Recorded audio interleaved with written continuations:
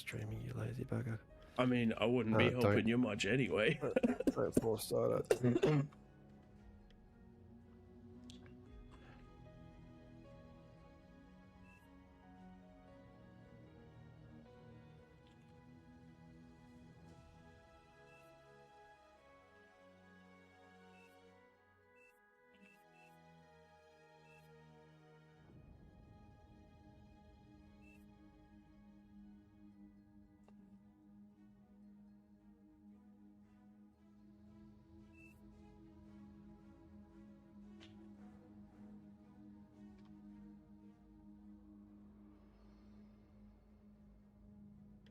Cool.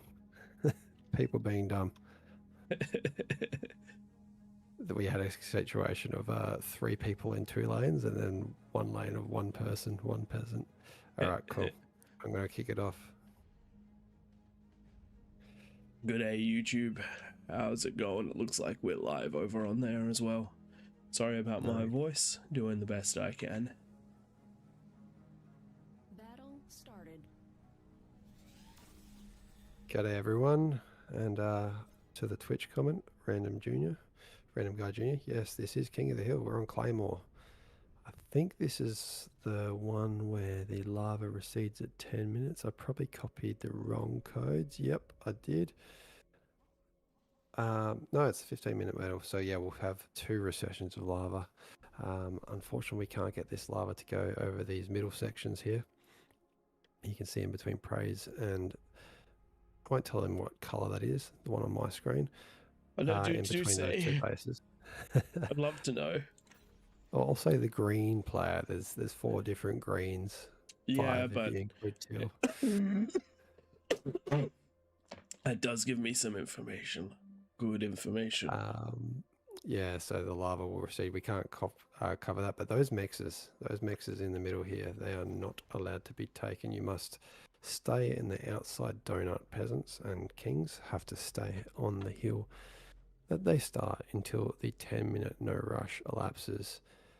Similarly, commanders cannot walk into an opponent's base until the 15-minute mark. The reason for that, as we found early days of Claymore, it was quite painful because we'd just see commanders walk up here and they'd destroy the pork, and problem.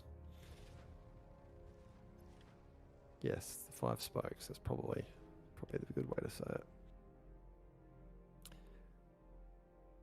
Pradeth in game because he's lost his voice to some degree. This man has been sick for way too many weeks. I swear he's just acting so he doesn't have to cast 100%. with me. 100%. Whoop. Somebody's not been reading the rules. What has happened? What has happened? I don't even know where the problem is. It's just on the fringe as a tick. It's not the fringe, it's Val. There you go, Psycho Pew Pew. Drawing his perfectly illustrated, do not go here zone. G'day, Random Guy Jr. Yes, this is King of the Hill. Battle resumed. I will post the rules in the game in a second.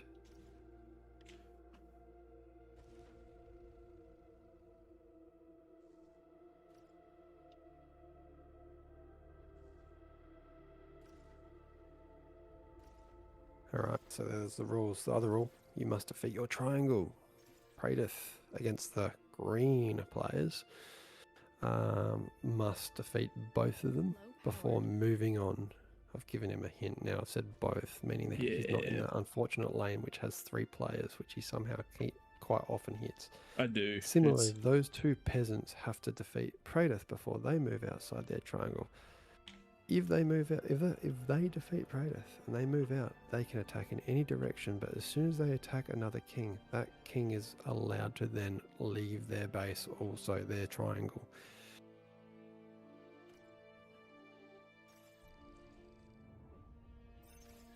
I wish I had the tweak to enforce the rules. It's actually here on the top left, Random Guy. You can see here, this one here, remove, destroy. So if I click Praise commander. If I accidentally misclick that, I'd have to restart the game because his commander will go boom. So I'll just close that so I can't accidentally do it. That'd be quite Because that funny. is the kind of thing that I do. I mean, early combat nation, extra metal. The bonus is at 45. The kings are quite strong. Each of these kings, in fact, I think out of these kings, maybe bar Oodles, Praetor's probably one of the least experienced in terms of number of games as king.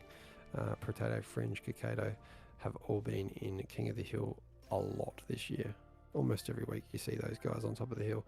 And if you guys want to join, you are welcome to. Anyone is welcome to join as a king if they can prove that they have some sort of either bar experience or King of the Hill knowledge. We have had very low OS kings perform very well because they know how to play Koth. They know the builds to get a fusion or two up by 10 minutes and get plenty of units out as well, or pork. If you like me, I like to have both. I like to have spam and also beamers or twin guards up by that 10-minute mark to stop any spam coming at me. So yeah, join in. If you are a brand new player and you do want to have a go and you're confident you've, say, jumped into an inactive game of Raptor Crater or Claymore, etc., and you have practiced the build, just send us a message in our Discord. I'll ping that into the chat shortly. Join our Discord, send myself, Twig, Praetor, or Tank Tom a message that you'd like to have a go, that you've practiced, and then we will give you a go because you've demonstrated that you've actually practiced and you're not going to just fall and fail. Correct. Speaking of failing, Praetor, currently T2 coming out at just over 5 minutes. Stalling a little bit there on metal. I built too much wind, I think. I think what he's going to do now, Praetor's gone into mexes. What he's done previously, and he's probably just a bit sick, so I'm going to make the excuse for him. You build a T1 metal storage straight away, reclaim that T2 lab so that you can get all of these up quick smart, and then followed by a fusion.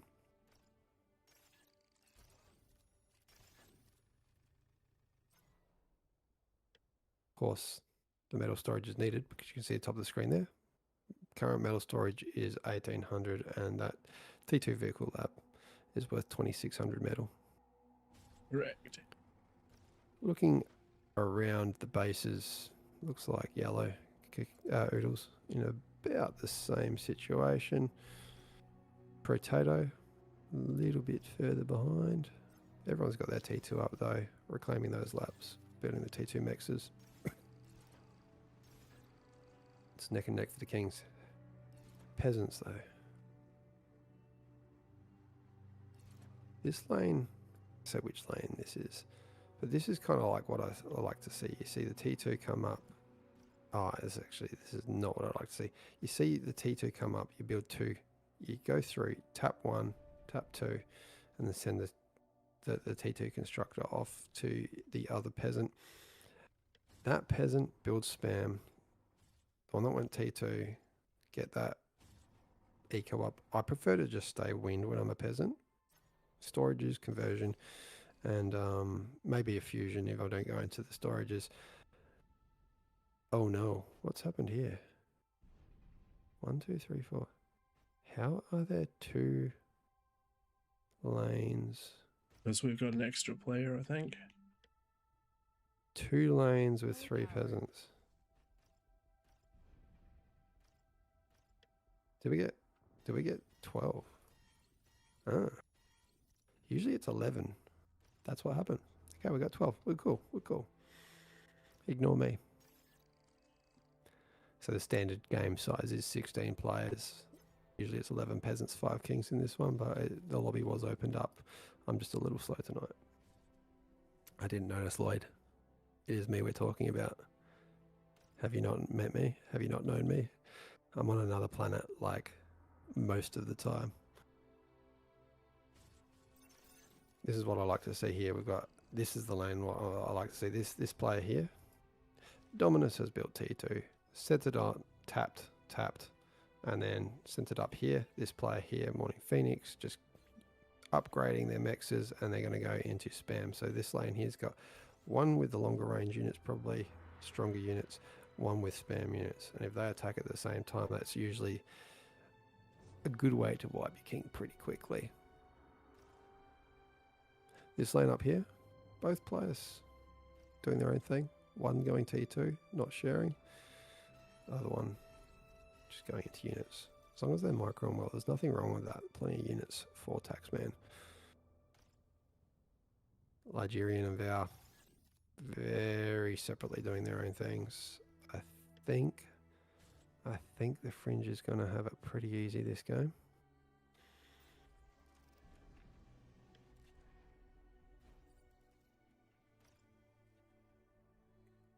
Praetor's opponents. Looks like they did do the things the right way. Sharing units. I don't like the sound One of com that. reclaimed. And now looking back at Praise to base. 1 minute left. Gets the T2 lab back up. Oh, he went double fusion. And he's doing a massive faux pas. Building Why is a that? T2 converter right next to a fusion. I don't care. So, living life on the edge. Correct. He's going for the beamer defenses. Beamers go quite well. He's got the radar up. It does just pick up one of the green units there. And building a second one right on the front line. He's done the smart thing. I like to do this as well. A front line one that picks up everything you need to know. And then a backup one. Going into those Jags and tick spam. Quite a nice combo. Great. I'm coughing now too. It's contagious. Yep. Suck it.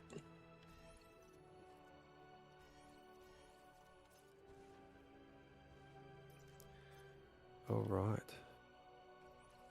Down to our last 5 seconds. Lava level. And you can see the lava receding to its first tier. There's going to be a little bit of lava that sticks out in the middle.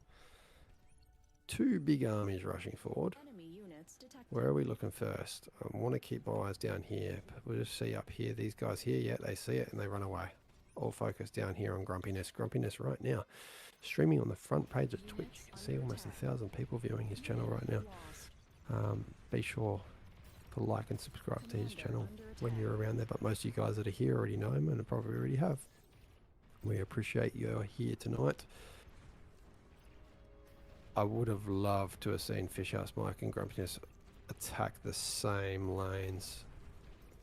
Oodles going to massive amounts of defense here. Let's just make sure no commanders are walking forward.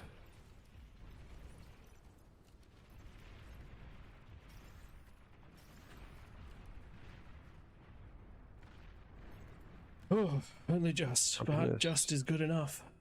Oh, Praetor survived. There you go. And that means, selecting his commander there, he's got a casual 2.5 thousand metal to reclaim on that front line. Wow, walls actually go all right.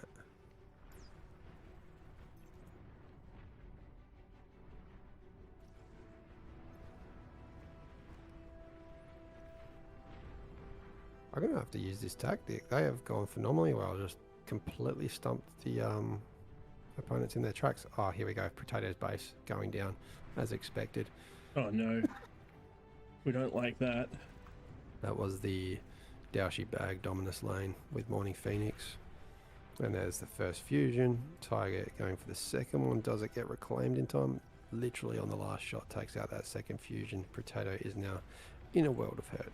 Walking his commander, trying to keep it ready to degun, but he's only on plus 166 energy, so not even able to degun. Someone send Potato energy. Units under attack. Unit lost. And there's his com. Commander under attack. One tactic he could use here right now. Select everything he's got and control D it. Damage. And then go help somebody micro. Destroyed. I did not expect the second wave to come that hard and that fast. Holy moly, grumpiness Base under attack. in.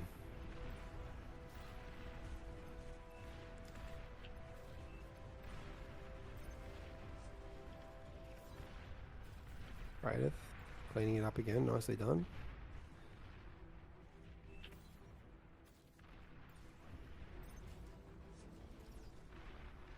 Our second king is dead. Oodles just with a few beamers that aren't able to shoot because energy is gone. Kato, going well, has pushed out with a bunch of welders, taking out some mexes and pushing into Taxman. That's going to be a problem for Taxman. Pray, I'm thinking I'm going to have to play some of these tonight. My voice is going too.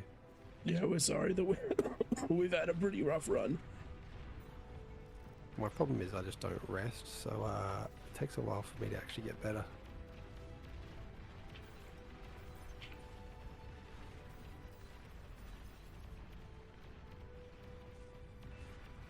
Prey getting pushed again, and sizes are not going to beat those Jaguars or Centurions. And just giving them metal. That's 7,000 but I metal on the can't. front line there. I can't. You need another res I'm bot, having right? trouble That's what you getting need. it. Warning, minefield detected. Alright, the problem is, what is coming for you from your left? Yeah, I'm seeing Not that, on and your I'm radar. not loving it.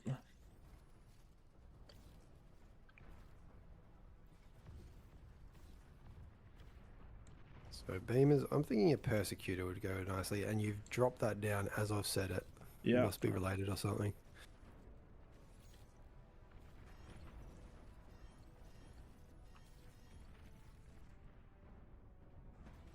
I would almost suggest send some of your Centurions over there as well. with the Yeah, number of units I'm you're much seeing on your that. radar. Much on that same track there. Looking up to the fringe now being assaulted by some welders. He's got no pork here, so these fiends are going to do a bit of damage. But there was something that just went boom and cleaned them up, but the welders now turned around.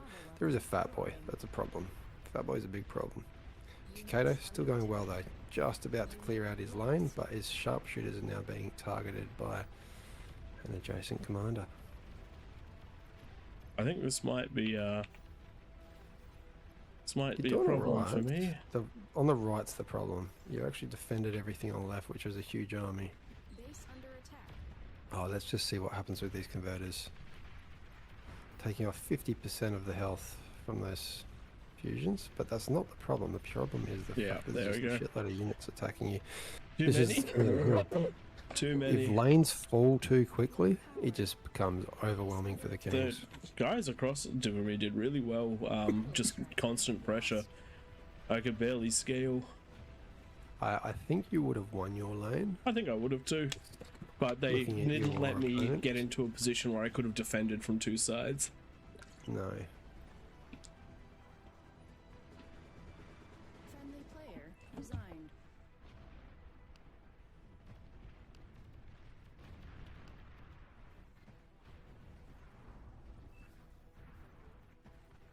Kato on the Yeah, fringe. they just did full unit Figured it out. production after a scale, no additional scaling. Nice.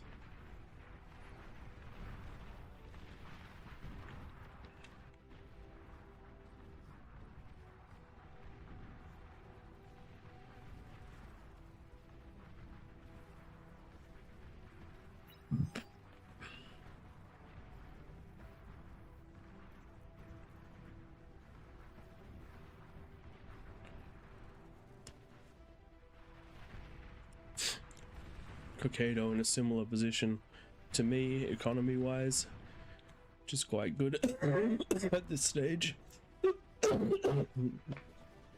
Apologies for the coughing.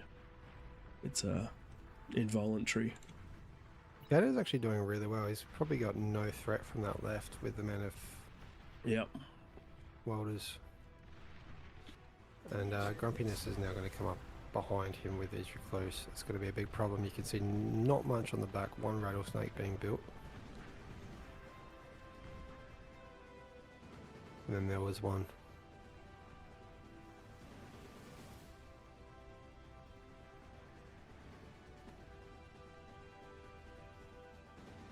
Wonder if Maces would have been a better choice than the Centurions. No, I don't think so.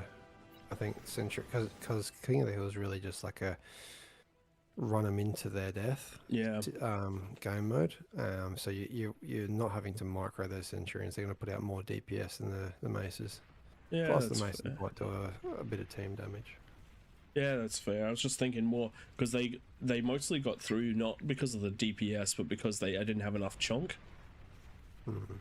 I definitely should have just put turrets there and tried to just Here we turtle up go. if that was the thing that was going to happen, but it is what it is. Grumpiness, spiders. He's going to see that aphis pretty much straight away.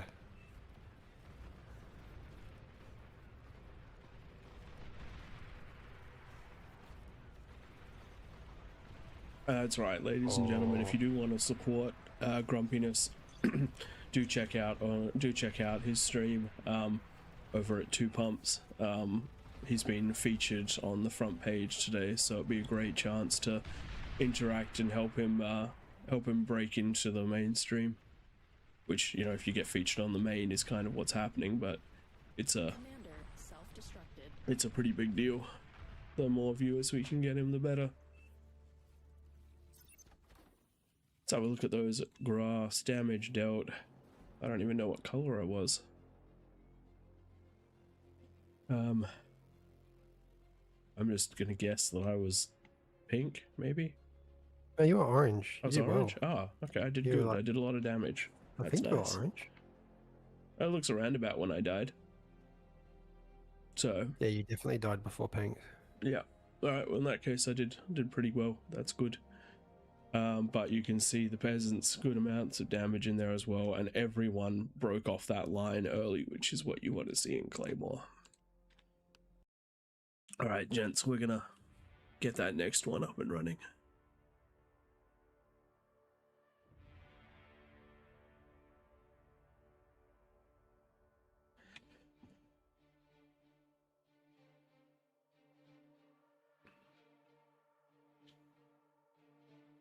Now, Twig has a thing for helping us determine bonuses, which is nice. Let's see how that goes.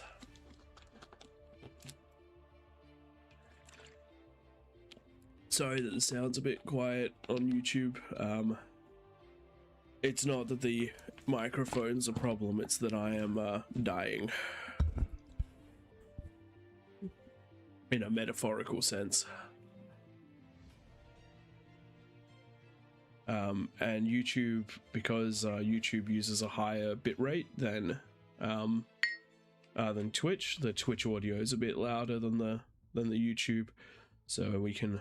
I don't have the ability to independently balance them as far as I know. I know some people do, but I do not.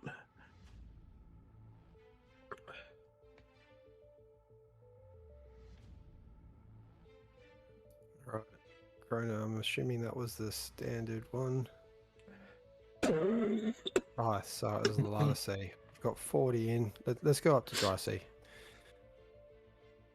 It makes for a bit bigger games, and with Two Pumps doing his huge games tonight, his huge stream, we'll stick to the standard one.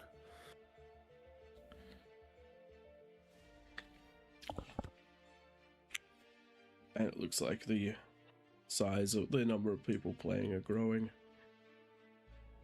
Just remember, if you are looking at Two Pumps stream as well, don't forget to let the stream know that you can pick up Beyond All Reason just on the Beyond All Reason website. It is free, and you just make an account, you can play. So if anyone in that audience wants to play, they're more than welcome to. But we would recommend being a peasant. It's a bit of a Hey, it's a bit just of a hard listening to run. Grump, do you want to play King? Who? The three of us, me, you, and Grumpiness. Yeah, we can do that.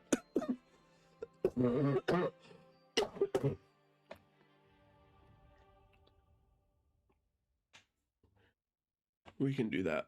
So normally we like to keep things as fair as possible as far as giving everyone a shot for kings, but Grump is to an extent calling the shots tonight, and we'll do whatever we can to support him because he's always been a big supporter of King of the Hill and of us. So apologies if that does mean that someone who would have otherwise been king doesn't get a shot to be in this game. But we've got more to come tonight, so there will always be more chances, and we're on every week as well, so plenty of chances. We need 7, so we're going to get rid of 2. You pick it. Oh, I mean, Turn one. you know who We I'm need going to one pick. less. What do we got? We got 43.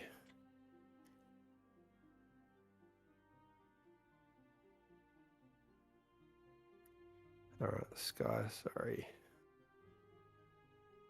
Join you next game.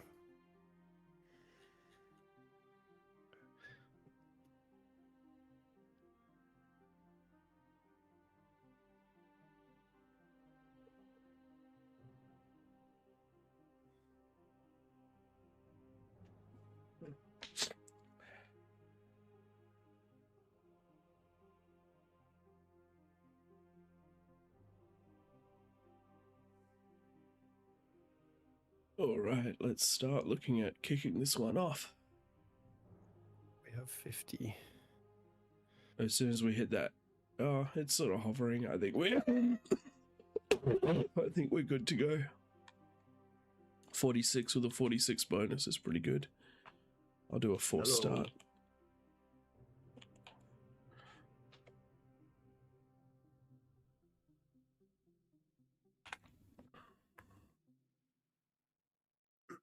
Who's casting this one? We probably won't have a caster because Twig and I are both dying. Yeah. No good. Okay. Do you guys mind if I'm in here? No, not Yeah, at all. it's all right. Do it. I want to be able to coordinate. So, for those of you who don't normally hear his beautiful voice, Dominus has joined us in the casting channel because that's where a couple of us are as kings. So, I feel Psycho, bad for we- you, dude. we will do our best to stick to that one. But Oh, 46, no. 47 is pretty close. We're going to start it again. Ah, no. Just looking hot. Oops. Pretty. Apologies, ladies and gentlemen. We have covered the entire map in... Wait, can't we modify it? Battle ended. Nah.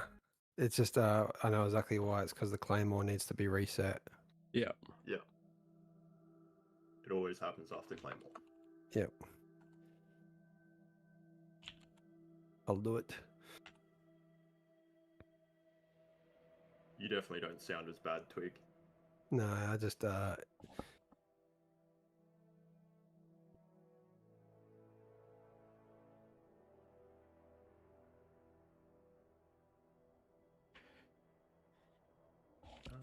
okay. Looks like we lost our king.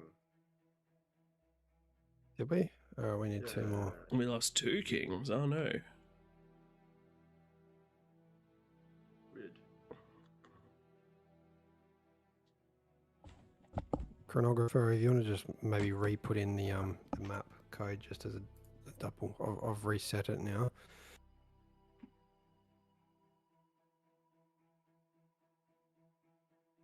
Mm.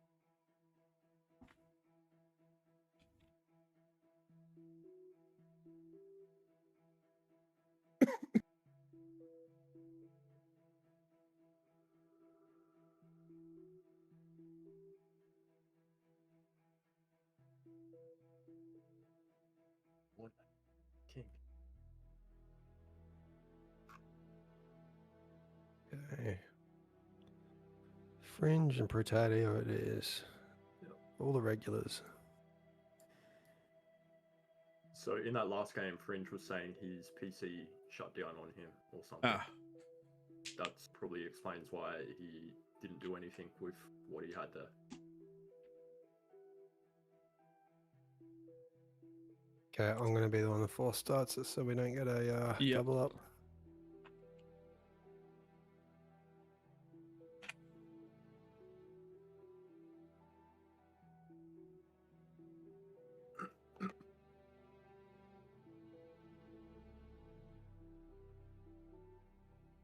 ooh.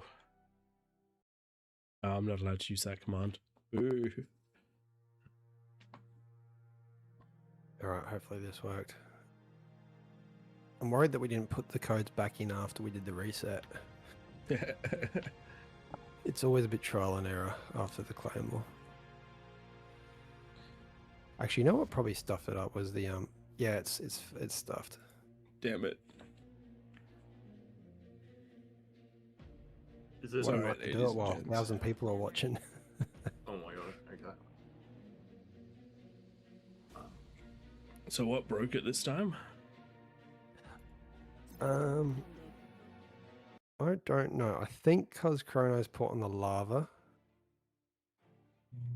Claymore maybe, and then I'm Are gonna you just not clearing? completely.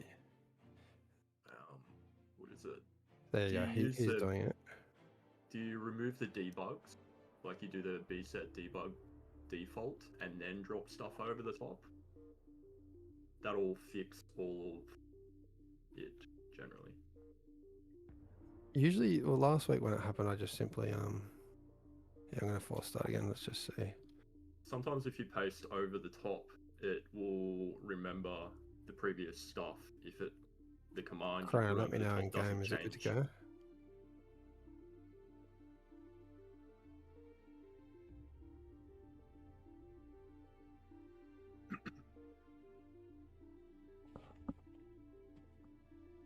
All right. Let's go. That's unlucky. Sorry about this, ladies and gents. It's we're doing things with the game that it is not currently equipped to do natively. Or should I say, actually, it is equipped to do it, it's just not equipped to do it intuitively.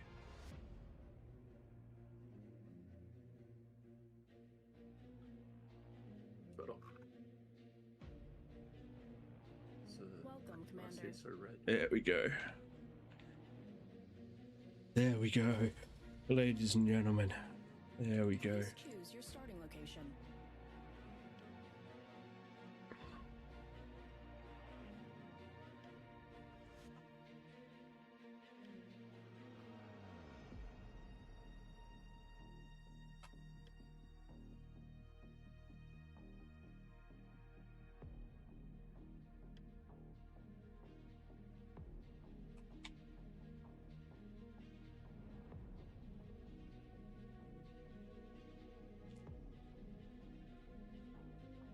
I'm gonna go find some cough lollies after this one. Yeah. This is Have me cough with lolly cough time. lollies.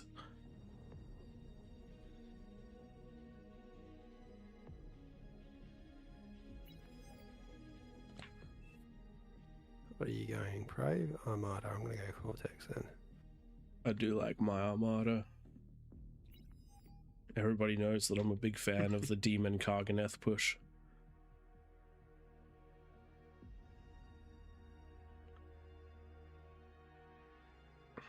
Dominus to my right, which means that I'm mostly safe.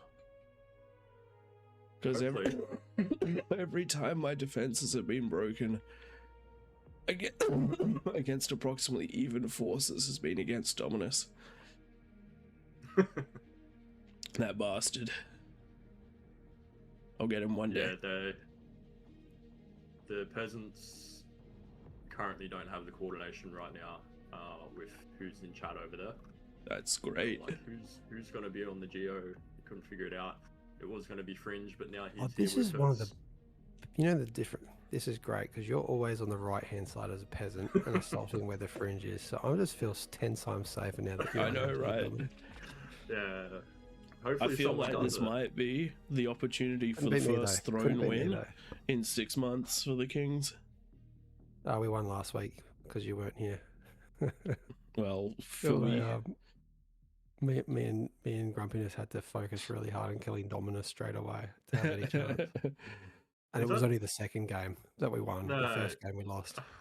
Force That second multiplier game does not Dominus is. count. No, you guys had bouncing shields on, or absorbing ones, or whatever they are, and The you second had game T3 didn't work. Geo. Yeah, There was feedback that the bouncing shields weren't Oh, working. lads. but there was to come T3 shot Geos straight and through. heaps other weird stuff on. But Sorry, real quick.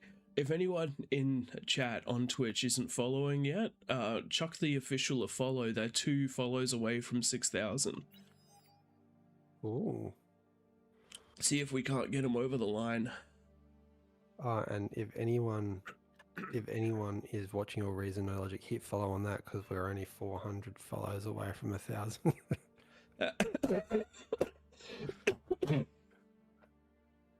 So I was practicing this just before, Mhm. with a 45. Actually, it was a 40 bonus, and I was Battle able to started. build an Aphis. That's pretty sick. I watched. I'm gonna try it. I watched. Enemy units spotted. Sorry, I don't have a brain anymore. I watched. I think it was Cookie playing a while ago, and he got 4 fusions by 10 minutes with the T2 lab, and I was like, what? And I mean, Yeah, if you do that's what I 4 had. fusions, you can do an Aphis. I built Aphis first. Really? It's crazy. I got it up at 9 minutes. Got my T2 lab down. I had defenses, and I was like, okay. That sounds pretty good. Do you want this one? Yes. Yeah, you can have it. I usually just try and defend. I wonder if the Fringe is going to let me do the same.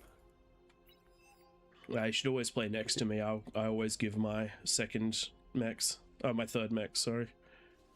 I'm nice I'm like so that. used to always taking that. Yeah.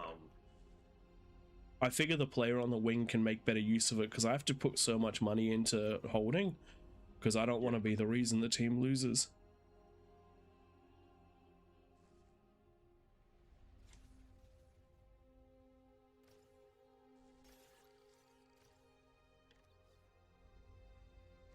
Bit of weird lag going on there. I think we're a little laggy, yeah. We've got the EU server on tonight. We shouldn't be laggy, but we are. I find playing this so much more often now. How many people complain when I host on AU servers? Yeah. And I'm like, every other time we play, I swear I've never seen an Aussie or a New Zealand player or Oceania player complain on being the EU or US Oh, it's because we're used to getting dunked on by lag. Yeah. That's our life.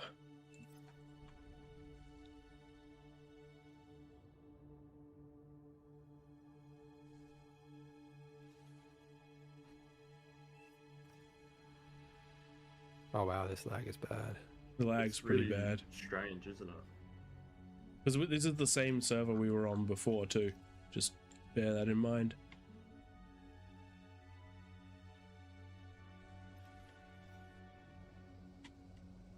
Friendly commander self-destructed. The whole team is wasting energy.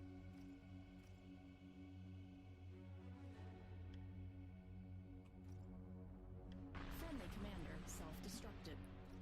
Enemy commander Oh my destroyed. god. Really unplayable.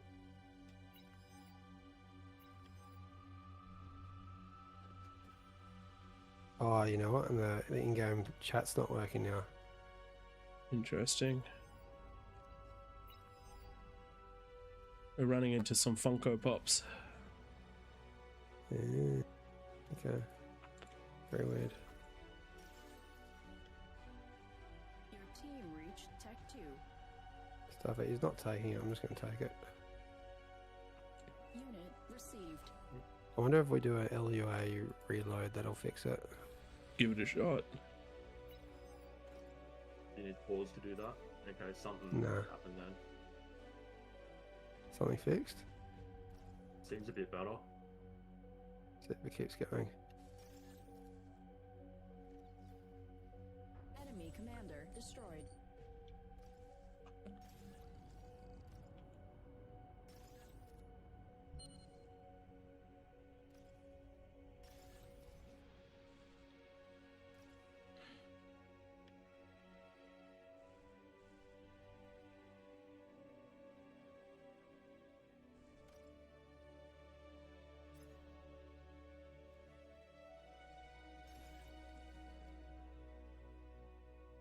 Did not expect to get a T2 from the middle. That's different to usual. Yeah, right.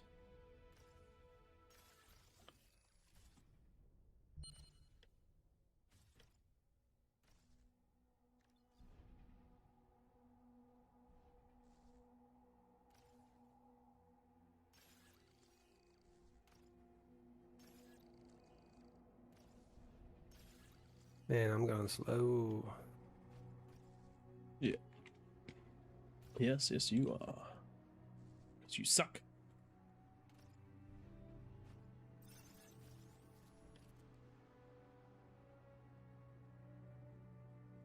Am I compared to Dominus in that? Yeah, Dominus is ahead of me.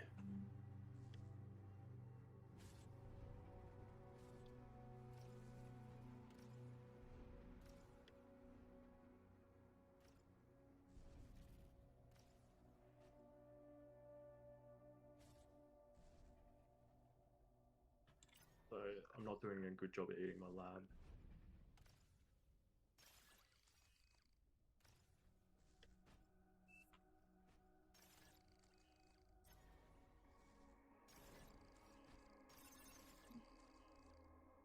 Low power.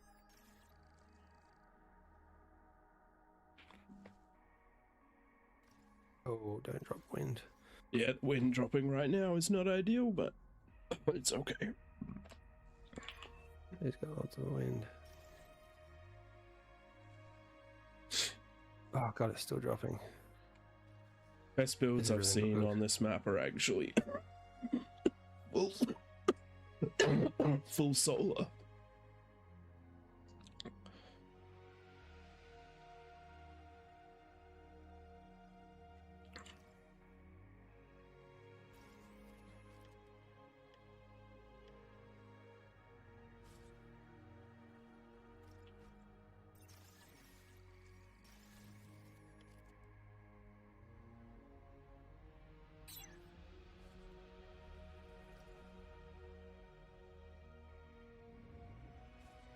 Enemy commander destroyed.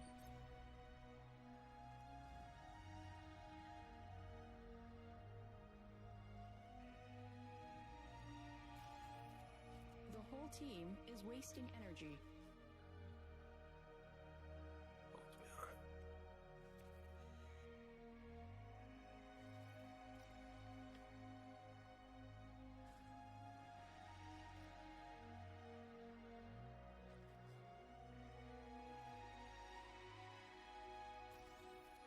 Three minutes to go.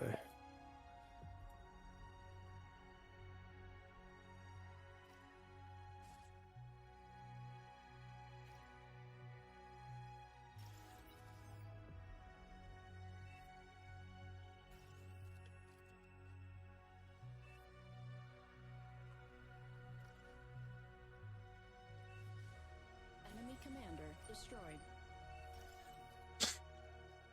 Yep. Should be able to do this. Enemy commander destroyed.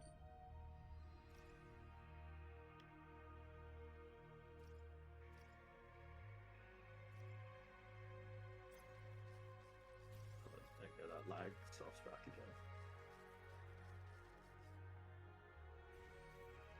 Wind dropping. What do I do?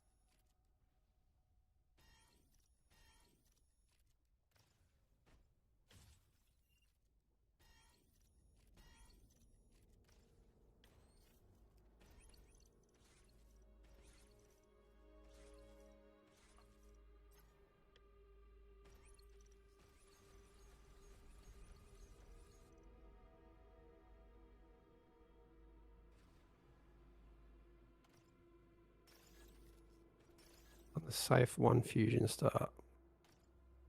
Really safe. Good APHIS. I'm relying on the team to overflow. Yeah, you're in the unit production lane. So am I actually. I have to compare to you, so you're way ahead of me.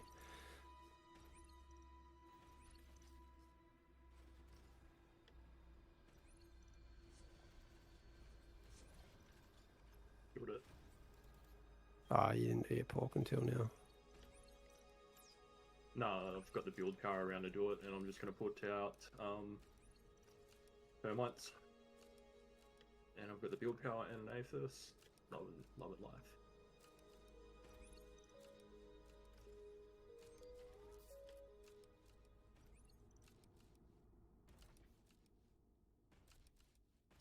Lava level dropping. Let's get out there. Do some early damage. Wow, that Oof, that's a lags. spike.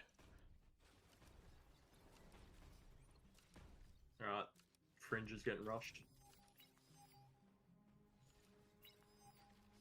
Enemy units detected. And so is Predator potentially. Tech 2 unit detected.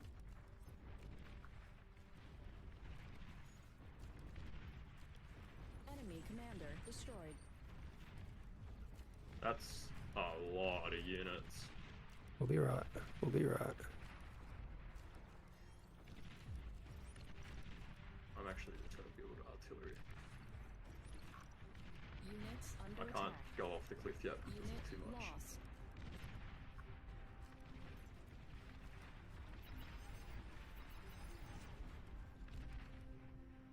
They're going to smash Fringe in a sec. This lag. Yeah, they're all going that way. I don't know. Enemy How is commander it just lag? destroyed. Oh, so close. Alright, we're going to come here. Got him.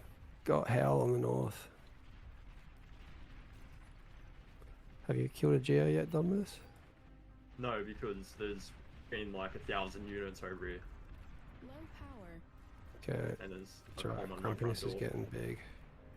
Now we want to kill that Geo next, and there'll be a lot of pressure off this front line.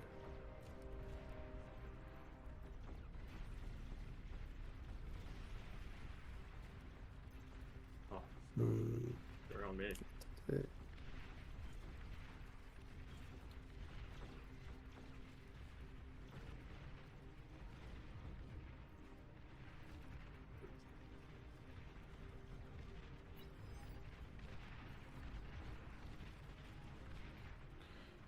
Well, we've held the first couple of minutes, which is some of the most vital. Enemy commander destroyed. Okay, that's good. That's good. I'm getting like complete game pause. You Yeah, guys me got the too. same? I'm slowing down like crazy.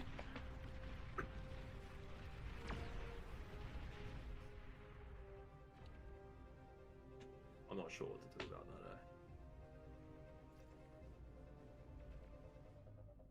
I'm lagged out. Yeah. Yeah, me too. Is it I'm possible that it's catching one up. person causing this, or is it the actual server? Now look at the bottom right. All of us are. Yeah. Can't give my lab commands. Twig, there's stuff coming up on you Thanks. where your fiends are. Is it completely paused for you guys as well? Yeah. Yes. Cool. Nope. That was us. Okay.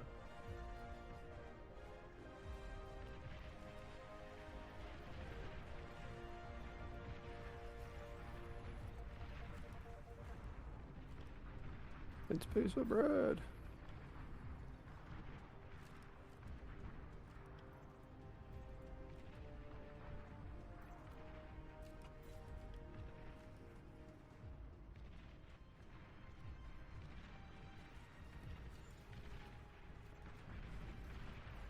Built 25 T2 constructors because of that lag.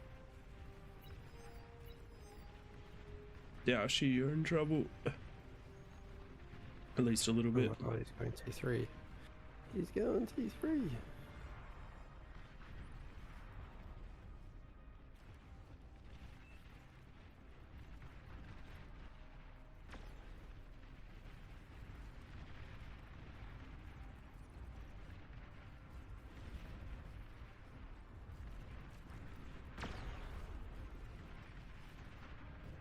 Units under attack. Unit lost. Dominus, Yep. you're about to be hit by Wolverines on the low ground. It's fine. Oh no, what are you doing?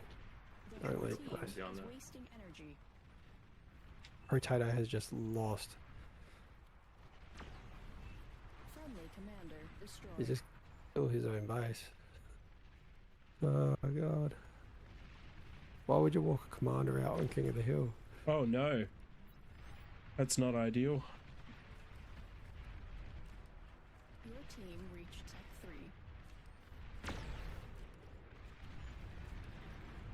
3. We're not pushing out at all, this is bad. No, I'm about to. I'm gonna try and.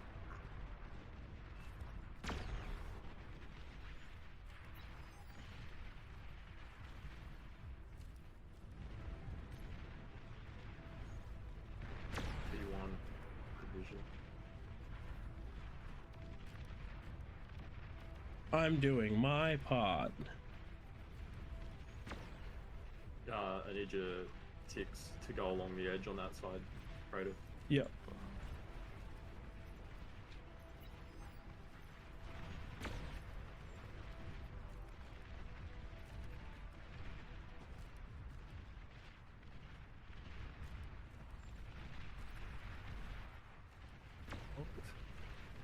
There they are. Overshot. There we go, it's Psycho. Oh, the overshot is so bad. There is a comm somewhere there. Not sure how you can't see him. There he is. Snuck around. Come on, Fringe.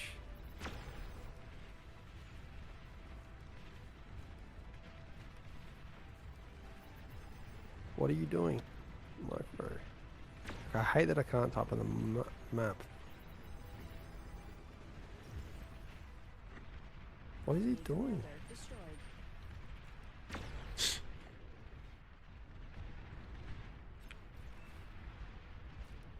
What is he doing? Stealthy units detected.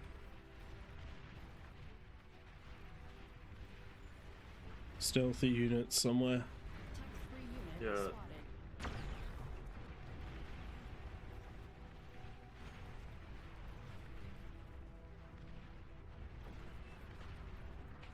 Snipers.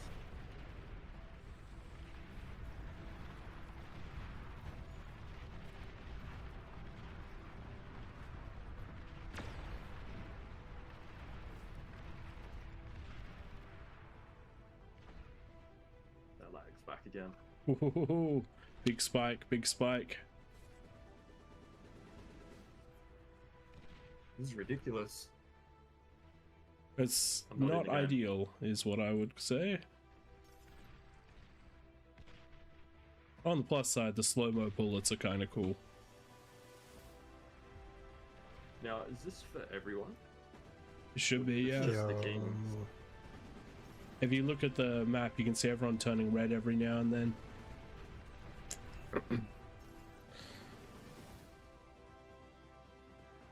We've got that 4th of July internet spike.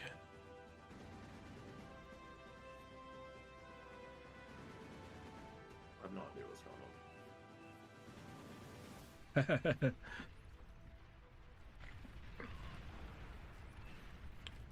Certainly not ideal, no.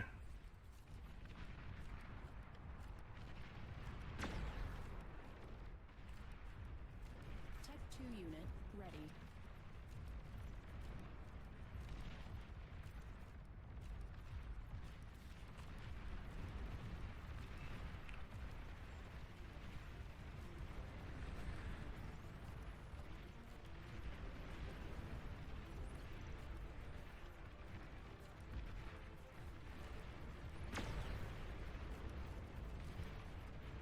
Enemy commander destroyed.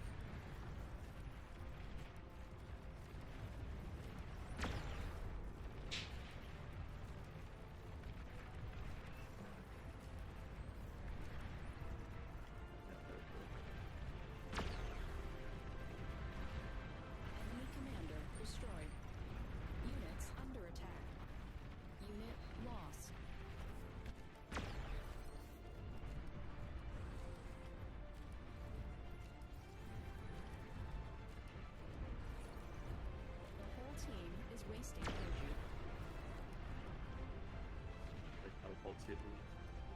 Enemy commander destroyed. Damn, need to get down there.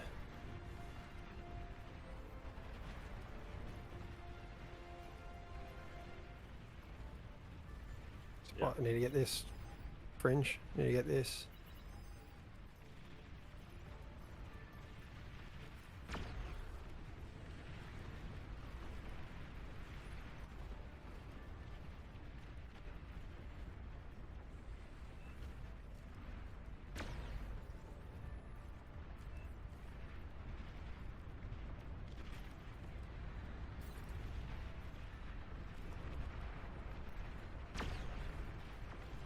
Yeah, I need you to push out this way, Prative. This is the Discord corner.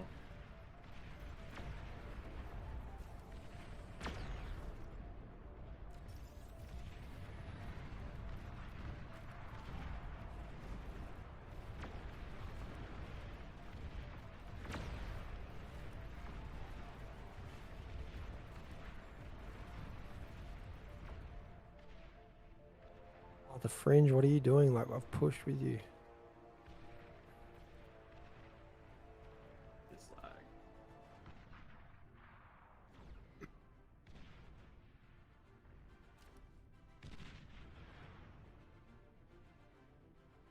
Can't do anything with this. This is the worst it's ever been.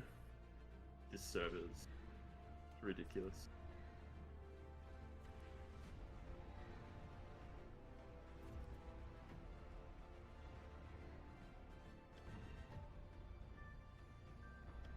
This is unplayable right now.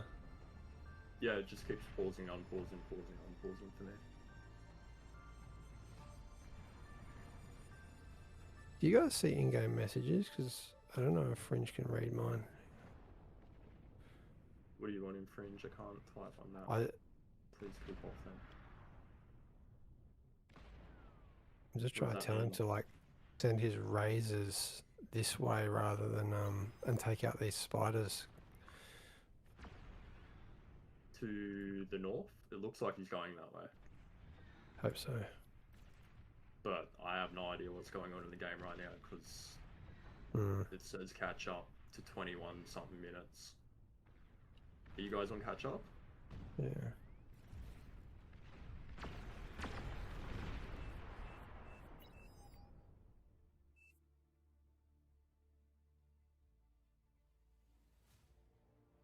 I'll be back. I'm gonna ask the peasants if they're the same.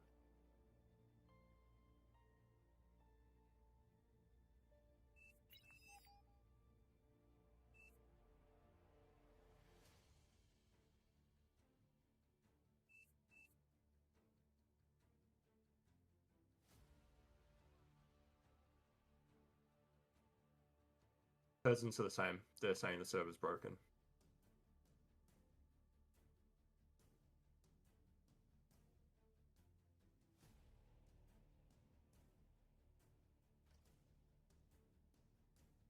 Server are we on? EU7.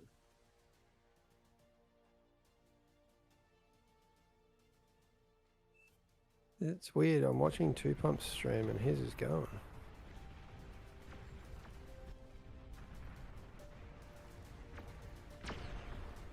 Might be back now. Potentially catching up, but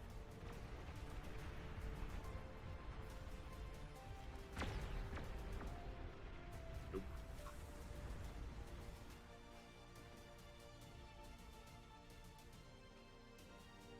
Yeah, I think we'll stop the server. It's not playable. I'm pretty sure we would have won this one. Yeah, it felt good. I Yeah, couldn't ask- micro anything at all, though. So Alright, I tried to type before game. I'll just ask. I think Nightmare's in with us now. Let me know, Nightmare, which one is the best server? The most reliable?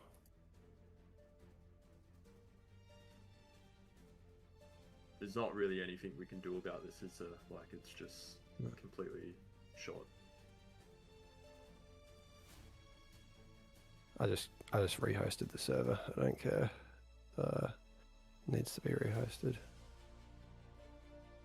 If you can start the server on the best one, Nightmare, that would be ideal. So are you no longer in the game? Oh, Oh, I've quit. I quit. Purposely quit. Are we all just getting out? Is that the plan? Yeah, I've left. I'm not coming back. Good. Tell everyone to leave then, I guess.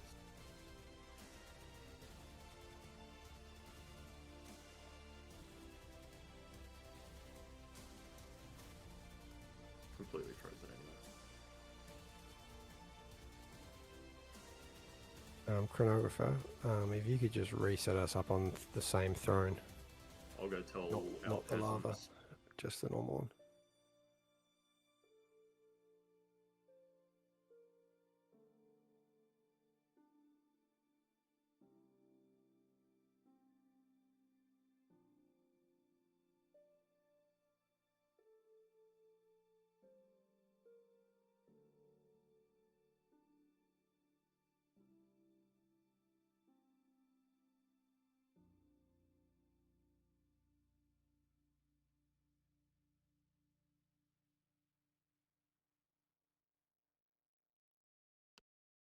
Alright, they're all... They said the game ended.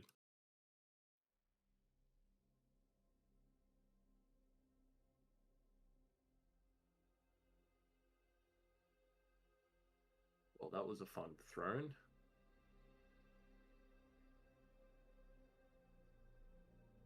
It's unfortunate, but it is what it is. Yeah, I mean, I've been with you guys ages now, and that's the first time I think a game's ever just been a no contest, no finish. Yeah. Oh, look, it's probably something to do with 4th of July. The guys running the internet have probably been off drinking and using fireworks. That's it.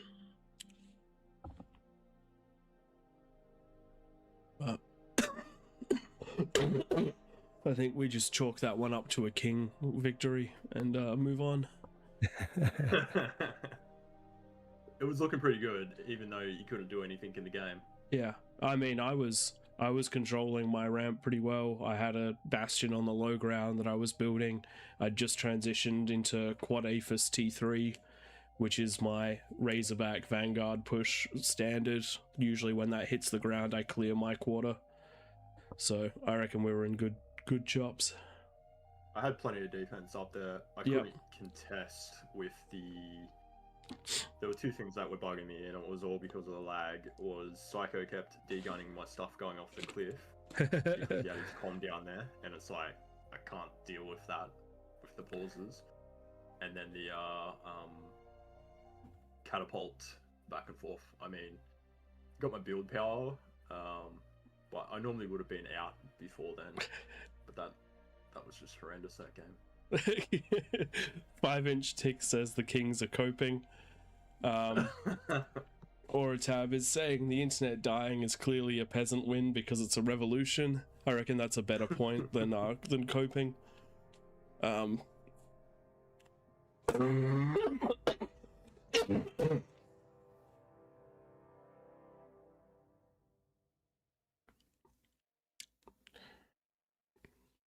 I'll be back in just a sec.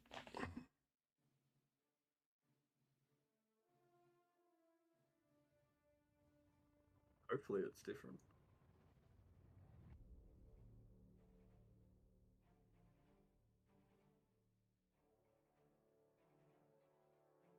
Yeah, Pradith and I definitely aren't coping.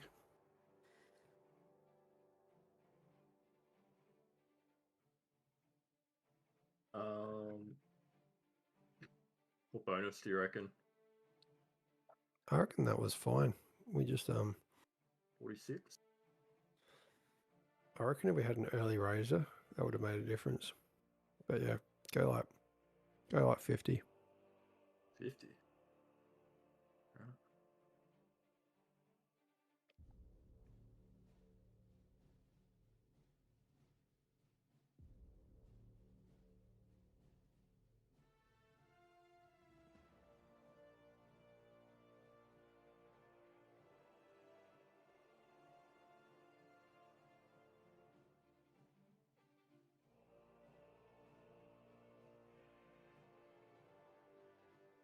yeah, I only had one practice earlier, but this will be even easier.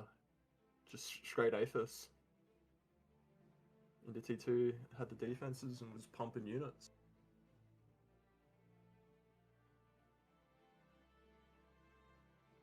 How many wind do you build that APHIS off of? I don't know. I think I had about 25 and 2 advanced solars. Thereabouts. In a previous game I had more. I also eat some of my cons when I need metal for T2 and stuff like that. I wasn't even clean that time, but if I was a better player, I reckon I could get that done in 8 minutes. Because literally the only thing that holds me back is build power. Mm. You got to dump a heap of build power, but you've got to do it like after you upgrade your mexes. So maybe when I'm getting that last mex done, I do both at the same time. I don't know, but yeah, I drop defenses at the 9-minute mark because I've already got build torrents there, and the T2 lab. As soon as you've got the APHIS, it takes like 15 seconds to build. I'm gonna put one more tweak on. How's it going? All right, I'm just putting one more tweak on because some of them. How many are we meant to have up there? 1, 2, 3, 4, 5, 6, 7. Okay, I think someone else extra jumped in.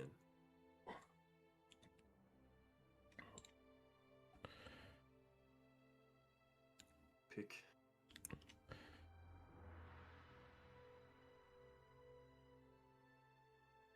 Do we know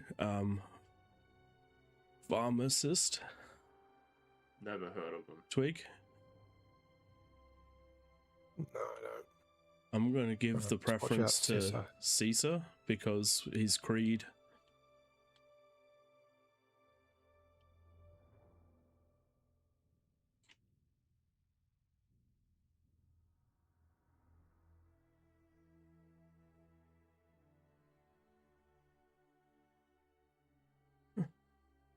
Right, since you guys Corona, did aren't you just playing put this that time, tweak that I just did you do the same one as me, just so it doesn't override?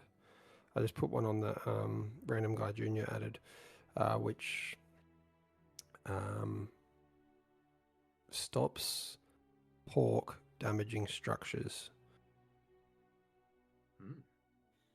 Wait, And what? we don't have a problem now of having like it specifically only does 1 damage to like a persecutor. Will do 1 damage to an APHIS if it hits it.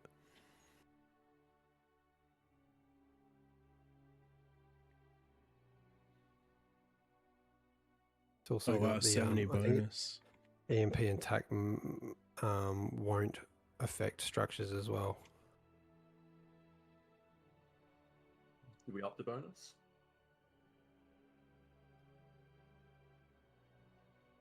So Corona, I'm expecting you just put down the same one.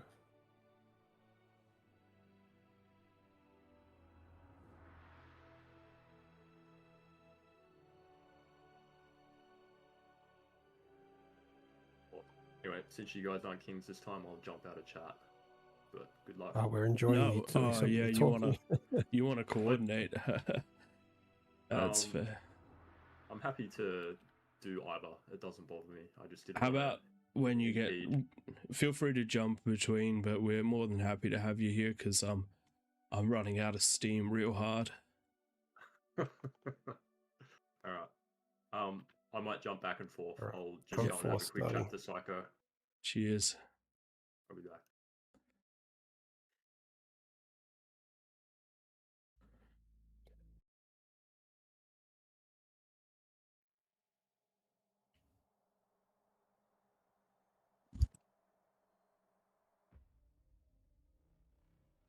Depending on how long this game goes, I might struggle to get to the end. Good day, Zerom. How's it going?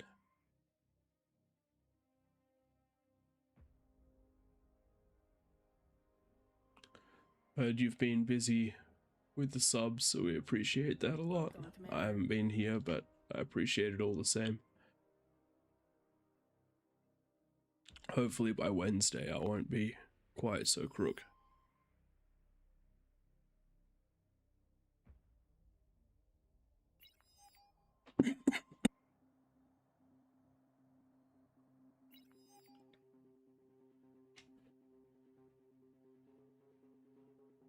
Sorry, I'm just doing some typing in the background, trying to work these new tweak defs. You're fine.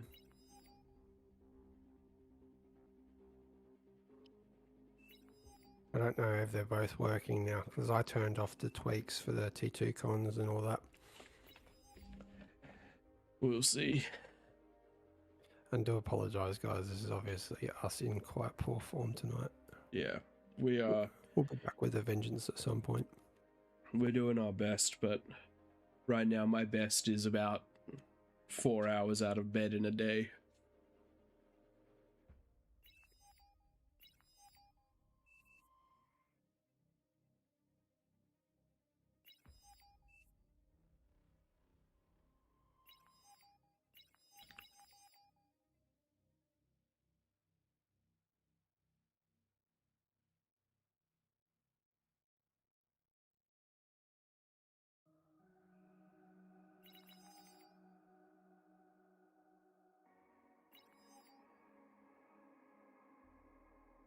Okay, there we go. I've been told both tweaks are on. Lucky other people know how to set these games up because I certainly don't. Where is Grumpiness? Okay, he's down there. We're going to keep an eye on that one.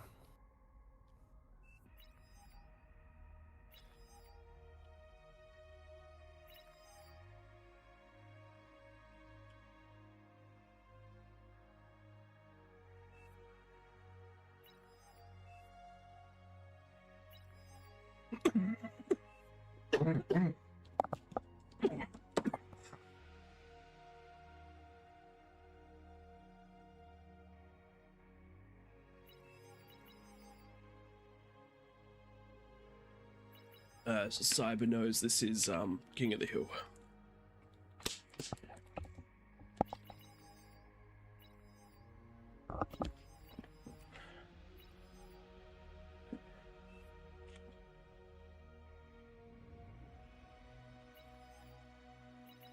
Battle started.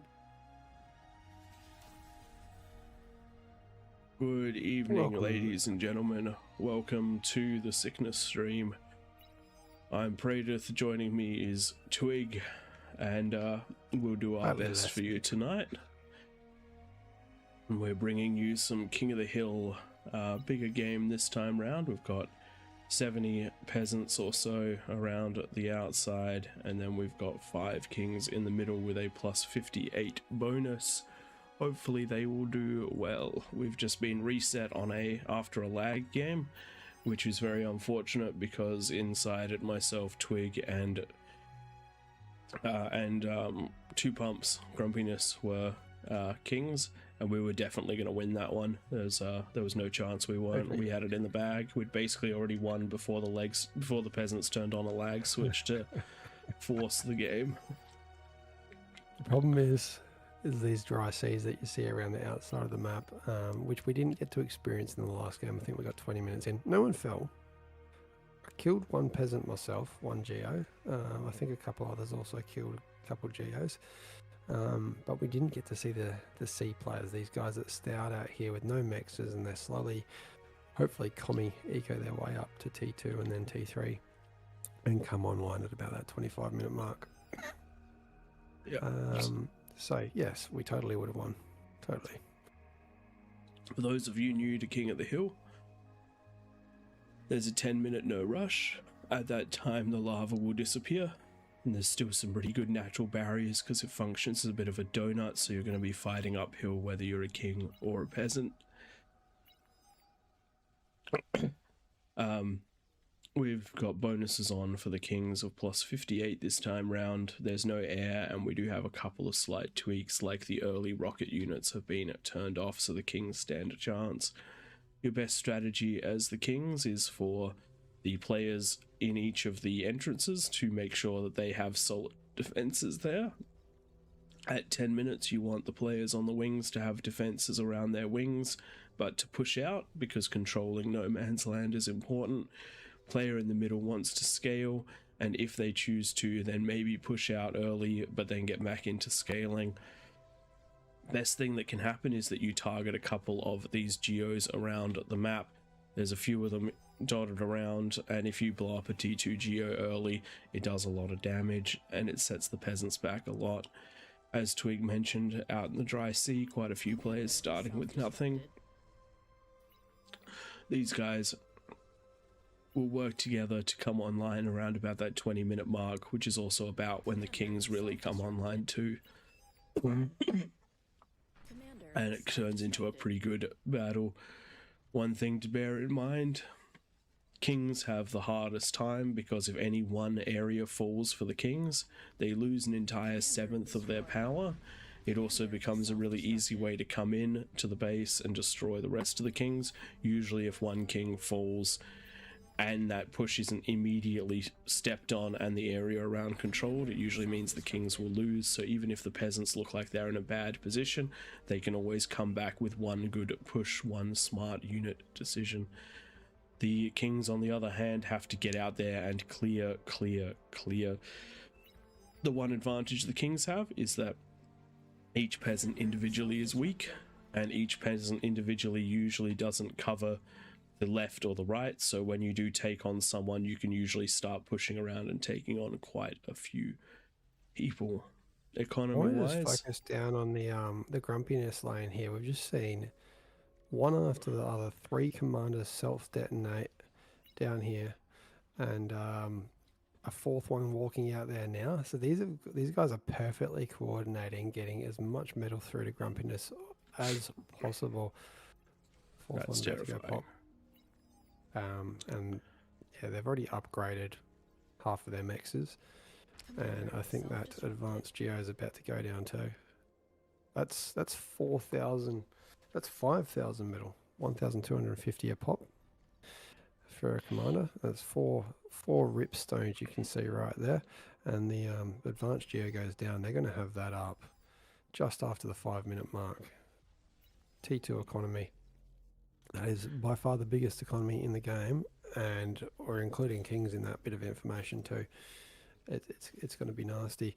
Other geo positions also doing quite well. You can see Kami going on around the place, but not to that effect. No one quite upgrading their geo yet at that speed, and yeah, it's just coming online now with the T2 lab reclaimed from grumpiness.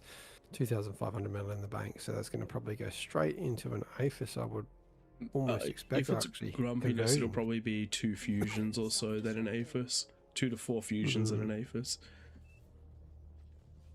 Yeah, energy does he have? Oh, he's got plenty of conversion.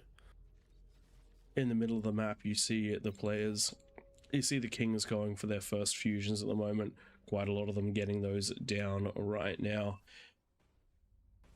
Certainly helps for Potato getting that 3rd mechs. Daoshi doing the fusion as well, making sure this is nice and out of the way. You really want to keep these as far away from the edges as possible. Oop, that's gotta go. FX, text, and then destroy selected. Rule violation. As you can see, nice little admin tool just there for dealing with King of the Hill, so that is very nice.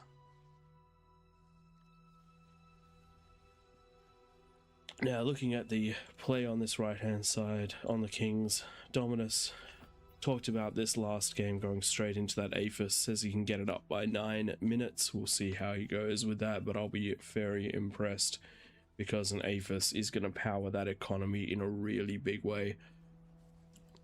Going to start him off really nicely, and it does look like Dr. Brando is going for the same thing in the middle. It is slightly slower to get you rolling, but it will produce more over time, so it's sort of a 6 of one, half a dozen of the other trade. A lot of players, like the Grump clan down here, like to go the multi-stack of fusions. As you can see, 3, potentially a 4th one coming down soon. But Kings with that plus 58% do like to go that little bit riskier and getting that APHIS, because if you can succeed on it, then you end up in a really good position. But if that little bit of extra metal would have saved you, it can be a problem. Looking around the map, Peasants doing quite well, Kings doing quite well. I do like the staggered scaling over here. Daoshi has built one of his fusions in the middle, but the other one is a bit further away. Unfortunately, stacking a lot of advanced converters near each other, so they are a pretty big target. Caesar building his fusions where I like to build mine as well, as far back as you can, eating the wind to make it happen. 8 minutes to go, it's about time to start looking at those defenses and those units. I would not want to be Daoshi Bag at the 10-minute mark, because that is a... Dominus is going to have Oh. about a minute and 15 seconds to get units and towers up by the time that APHIS is done. Problem with this APHIS build is he's going to need to build a bucket load of conversion really quickly.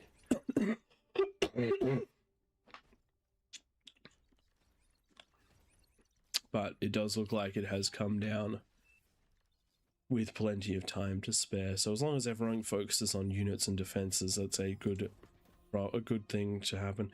Just something to note here. Psycho Pew Pew is building those T2 walls. T2 walls are really strong, but they do also limit the firing angle of some of the things there, so it certainly can affect DPS. We saw it, in fact you're going to see it in tonight's upload if you do watch that one.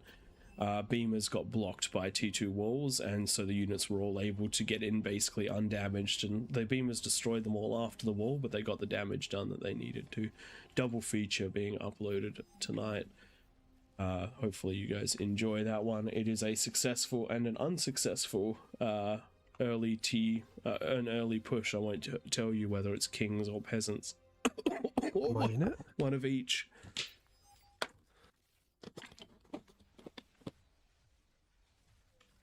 Alright, we've got 20 seconds left. I'm just going to take another peek down the bottom left. Oh, the bottom middle. That is disgusting. That's disgusting. Hey, 4 fusions. Bang on what I said. Yeah, 4 fusions. He's got the maths down.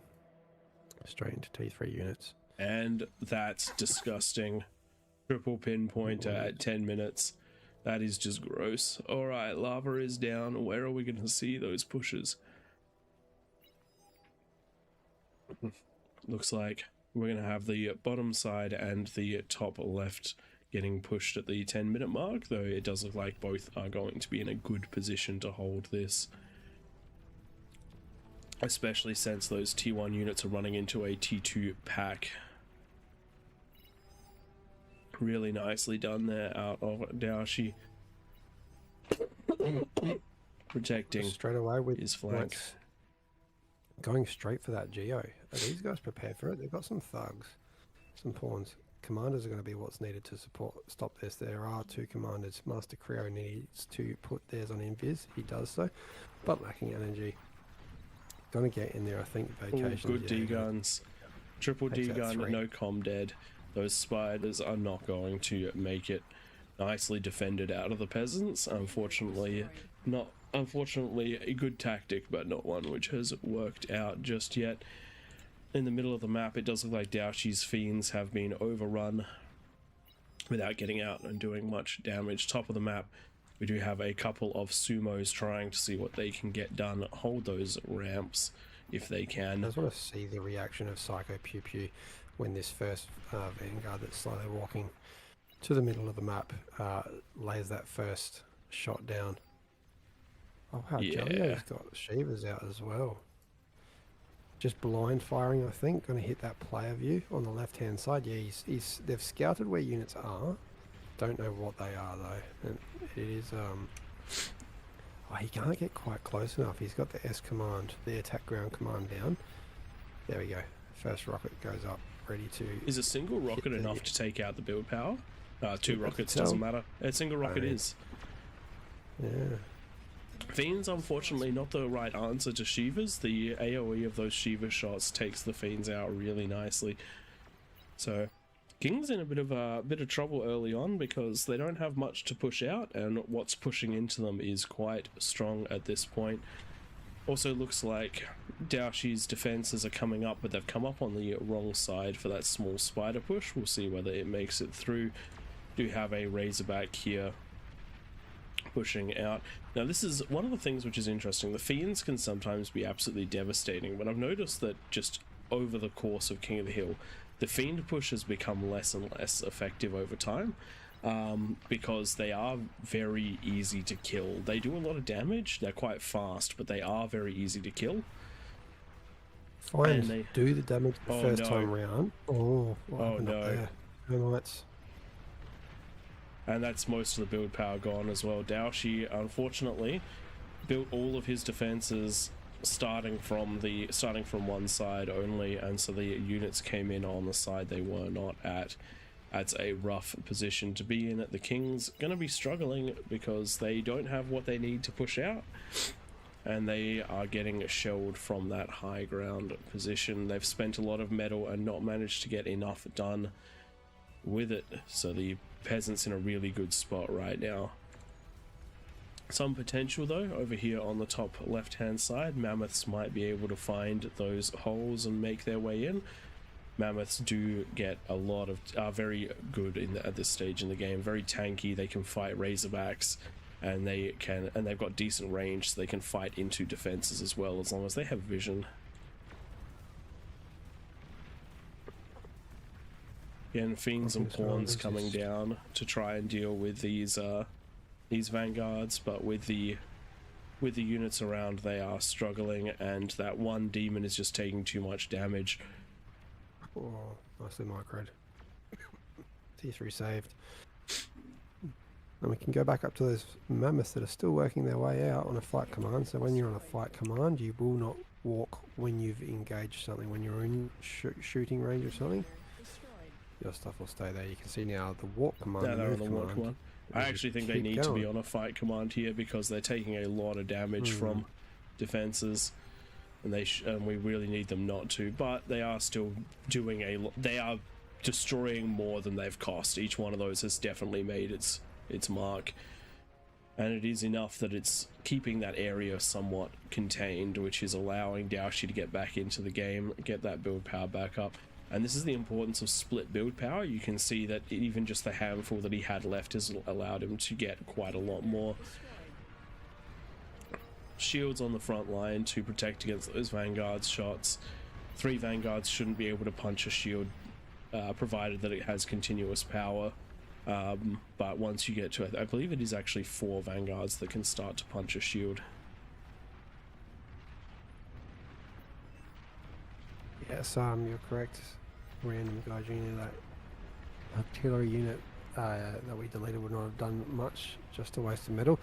Thanks to Random Guy Jr., we now have that tweak on, so even if someone breaks the rules and builds an offensive structure, it's going to do a sweet FA to opponents' structures. It will still do damage to units though. So we will still remove them, but that is still a really cool thing that has been added. I really appreciate that as well, the time that people like Random Guy, Dominus, Chronographer, others, Psycho Pew Pew, shout out to all you guys, and people that I haven't mentioned as well, just the time put into this, we really appreciate. Well, I mean, it's Steel who's developed that admin tool for us, which is just absolutely unbelievably good.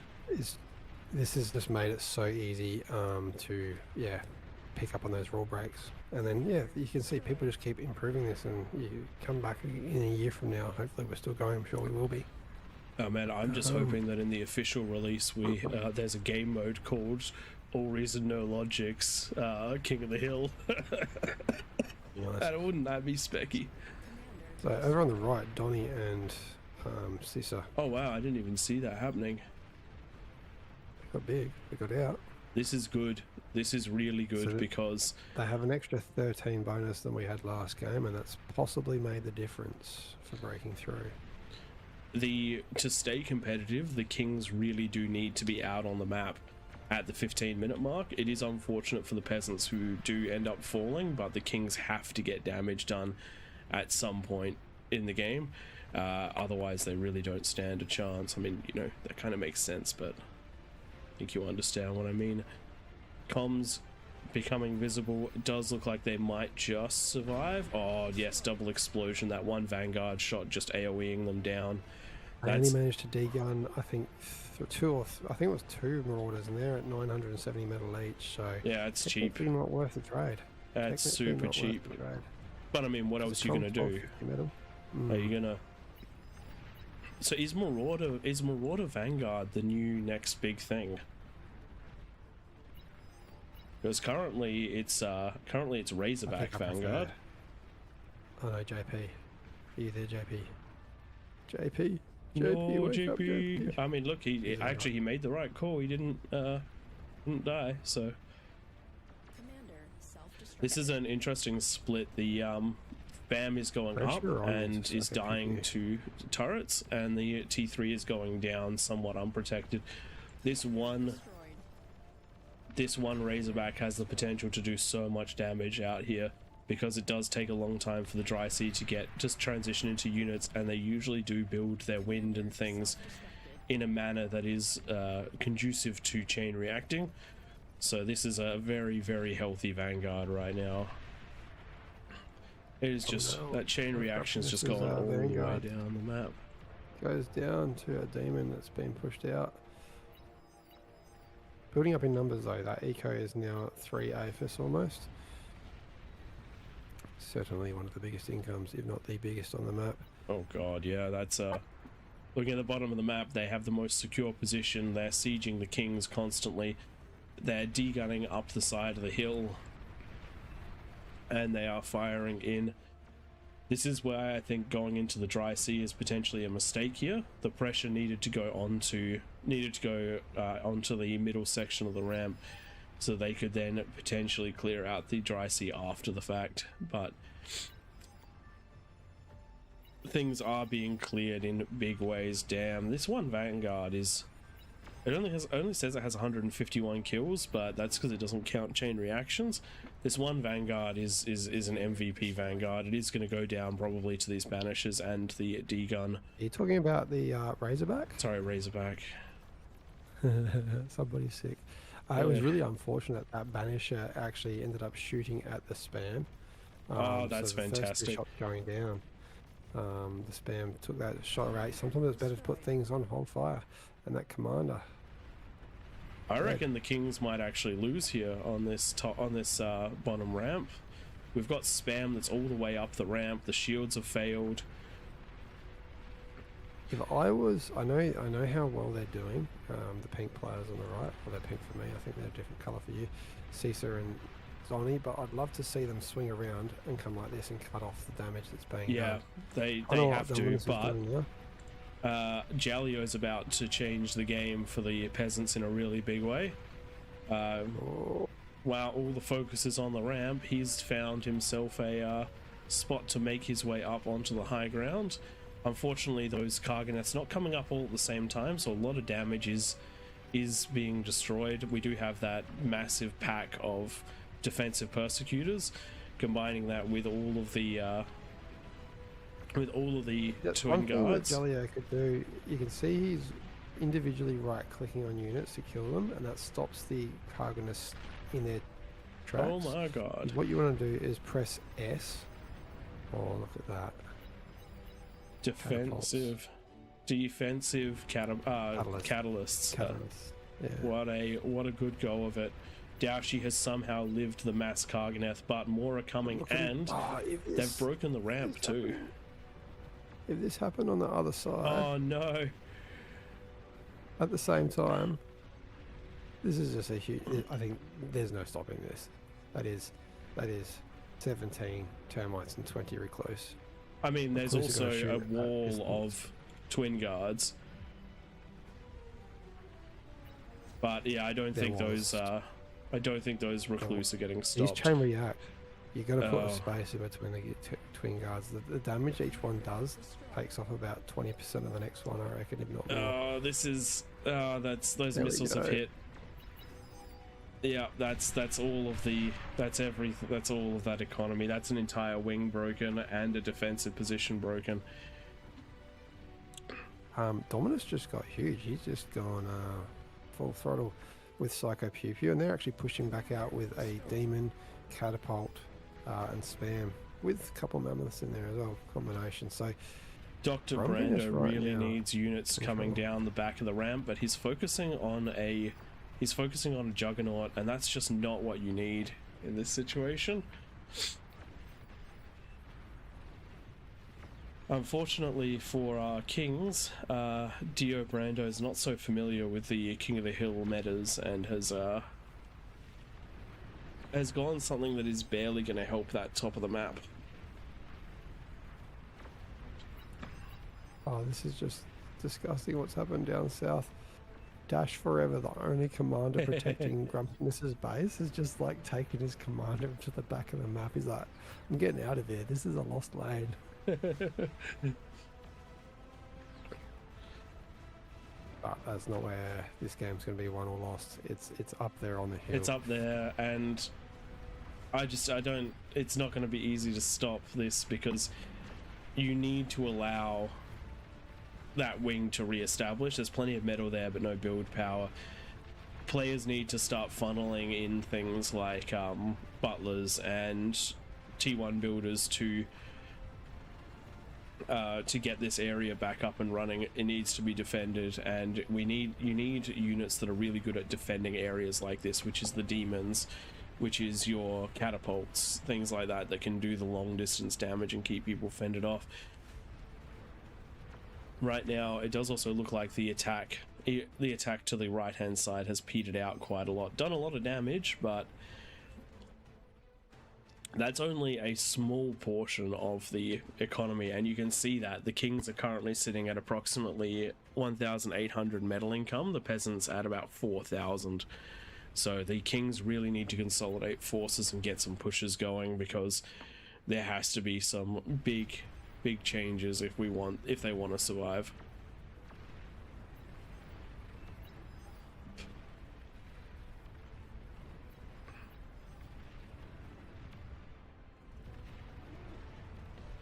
What do you reckon, Twig? The push that was on the south, out towards Grumpiness base, it's now turned into a retreat. As soon as those Titans came out, they're like, yeah, this is a problem. And all that metal has been reclaimed so quickly and put into another Titan. The Kings have done well to hold it, given how much damage was done to the left side. One of the things I just want to talk about on this right hand side, these ticks have been going directly at this fortified position for the last almost 8 minutes, and they have not achieved anything going at this wall. That's 8 minutes worth of ticks. Is a hell of a lot of ticks. It's a hell of a lot of money that isn't going into something else. You got to be a little careful with that. With Kings, you feel like you've got the economy to do that, but you really don't. Those ticks should only be getting destroyed if there's something behind them that's dealing damage, or if they're dealing damage. You can't just run them at a defensive position.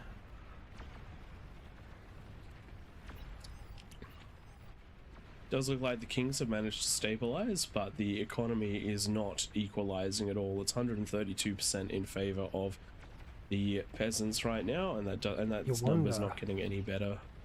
You wonder why, given that eco advantage, that this isn't over already, and it's probably because the 6th or 5th number down on that chart, the army value, it's pretty close. Only 18% difference. It does take a lot of effort for the Kings to scale for the peasants to scale their economy.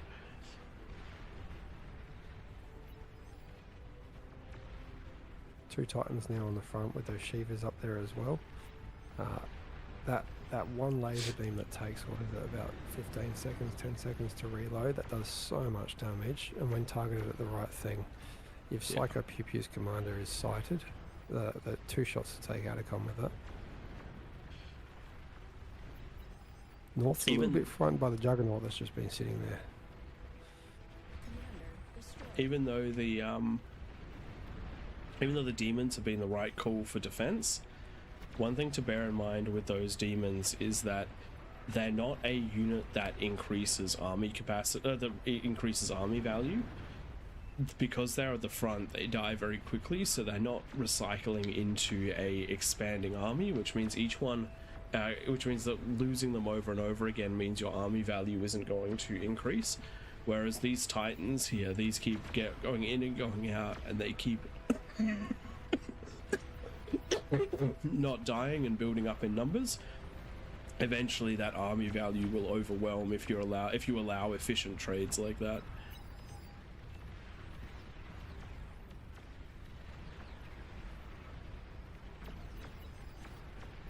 Which is really young.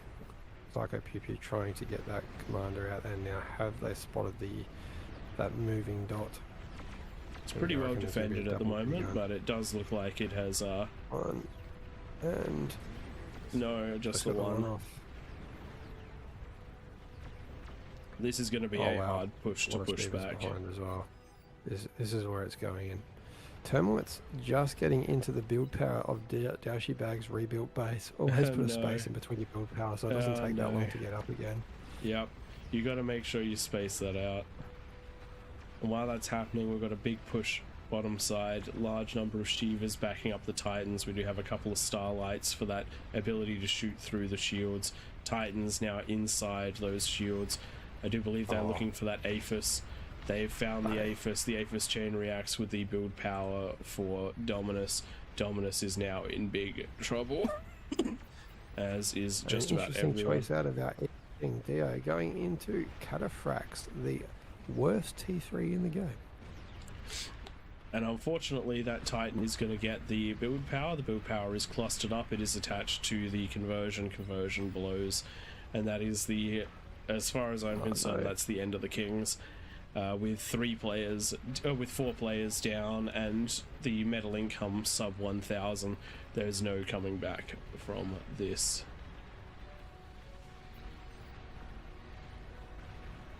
We'll play out with peasants. This was a quite a close one. I thought there was a chance for the Kings when players on the right managed to break out and take out quite a number of peasants. That wasn't their day.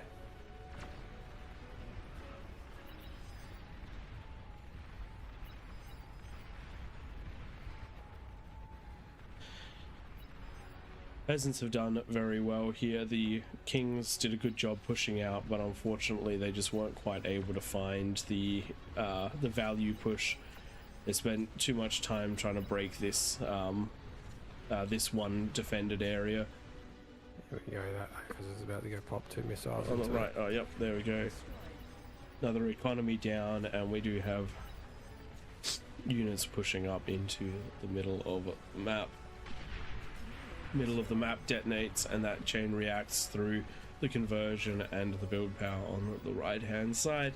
Caesar, who was successful in pushing out, unfortunately unable to now build with only 4 build turrets left. That's going to be a pretty slow build, having to defend against an entire batch of Shivas that are mincing those defenses. Those defenses were never designed to hold against T3 units. Chronographer did correct me. The Cataphract's actually not too bad with that burst. You are right. It's the Lunkhead, the Armada one that, in my opinion, is the worst. Maybe I don't know something about that one too, though. The Cataphract is actually decent at dueling Razorbacks because it's similar speed and longer range. So you can beat up Razorbacks with Lunkheads if you need to, but do they really have that good a range? I'm going to click one now, I can't. Here we go. Cursor over. Cataphract. Range 725. Razorback. Range 475, yeah. Yeah. I had someone try to Lunkhead my try to beat my push with of Razorback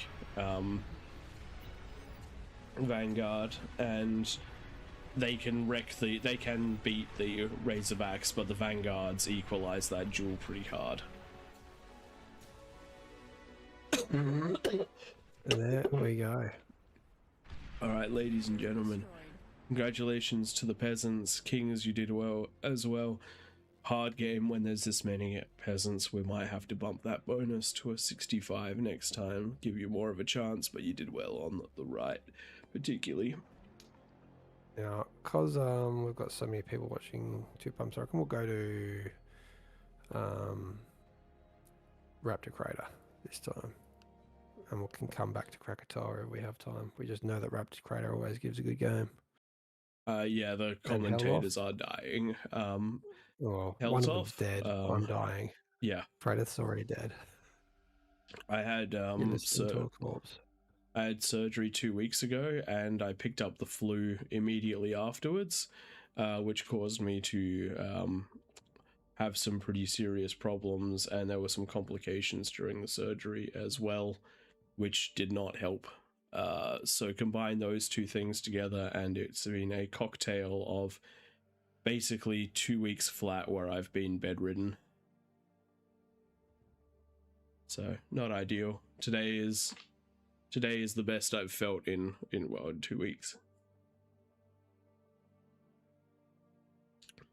Good day, Snoop AOE. Thank you very much for the raid. Welcome everybody.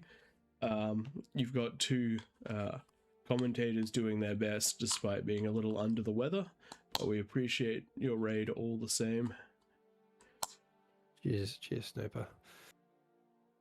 Snooper, I think I haven't seen that name for a while, but back into bar, the place to be. Thank you for the raid. Chronographer, thank you for setting up the lobby. And still, while we've been playing Koth Praetor, he's just updated our moderation tool. Now we can change the message of the rule violation as well. That's awesome. Still one of the I just can't OGs believe that helping. people can see it. That's just so cool. Good day, There's a lot of Snoop. effort Thank put you into very this much stuff. for the raid. As Twig said, it's nice to see you back.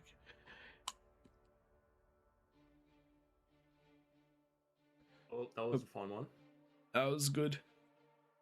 You got big quick. You almost got to Grumpiness's base too, Dominus. You pushed all the way down just on the other side of the cliffs. If you managed to get a catapult there doing one lobby over, would have been a big bang on the Geo.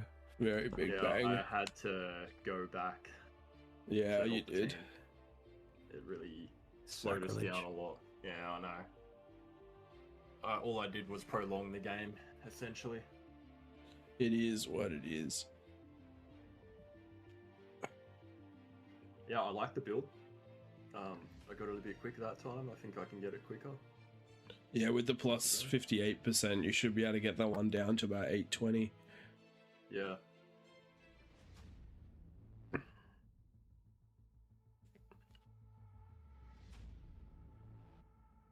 All right, I'm going to test out this new website that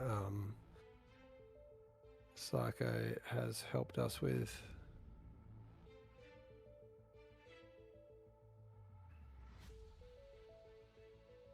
Are we just doing Raptors tonight, or is there a cracker after this? We will do a cracker if there's time. Okay. The only reason we've done Raptors first is just because the big stream that Grumpiness has going on at the moment. So we know that that's always quite a consistent game on Raptors, whereas Krakatoa still has that risk of just being a whitewash. Yep. All right, we have 10. We'll take Dio Brando out, Prey, and then the other 9 that are in there, if we can give them...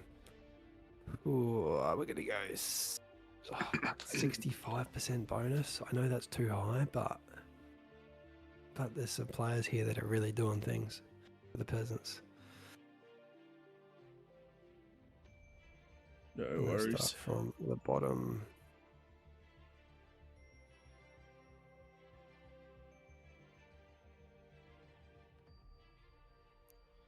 Okay. Now.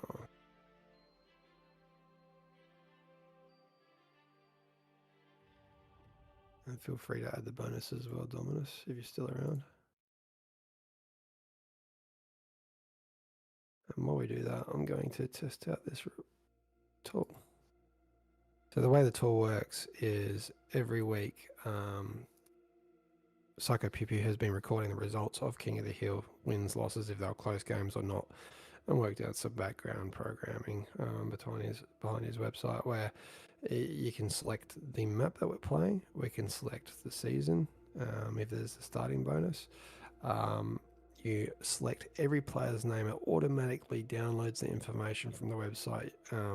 Like if I press TW, it'll come up with my name, Twig, and anyone else that has TW in their name. So it's really easy to populate.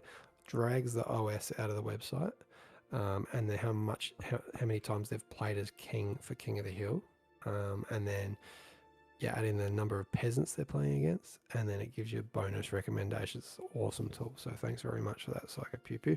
We'll just be doing a couple of weeks of testing it out, and then I'm going to implement it into OBS so that we can actually switch to the website and input this data in to help us get these bonuses right, because we've been getting them quite wrong this year. Last year was really easy. The year before, really easy. Now you guys are just... Peasants have just got too powerful. The meta has been found. Okay, all The peasants bonuses. have discovered that if they work together, they have a lot of power. So much. Like recently, we've had this bloke Dominus, this weirdo in What the an chat with us. asshole. We hate He's that guy. been consistently as a peasant walking in with a team of commanders, just getting fed one commander after the other and just getting commanders in the base and degunning shit. It's been hectic. All right. Kings have a 65% bonus. They are very high OS kings. There are 80 peasants, but still 65 bonus, no excuse not to win this on Raptor Crater. That is so easy to get a huge eco. Everyone should have an AFIS by 10 minutes, or at least 2 fusions. Plenty of units. And after this one download's finished,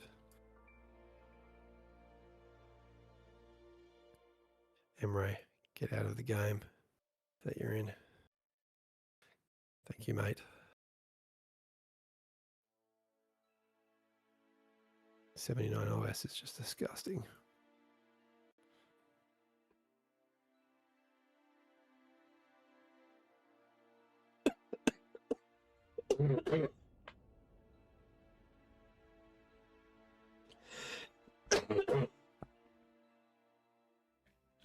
G'day, Quaxed. Missed that message before. Alright.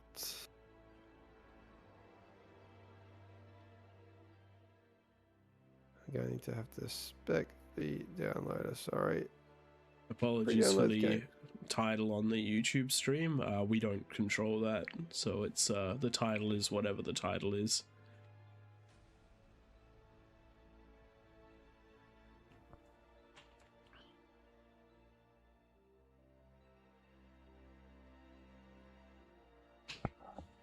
And do apologise for all the AllReasonNoLogic YouTube comments there. Sorry, I can't get between too many screens. Hopefully after I move house, I'll be able to have a screen just for YouTube. Nightmares just picked up on the wrong title. He might be able to fix it. Just accidentally spectated someone that readied up just as I was clicking spectate. Please, if you jump back in, ready up straight away.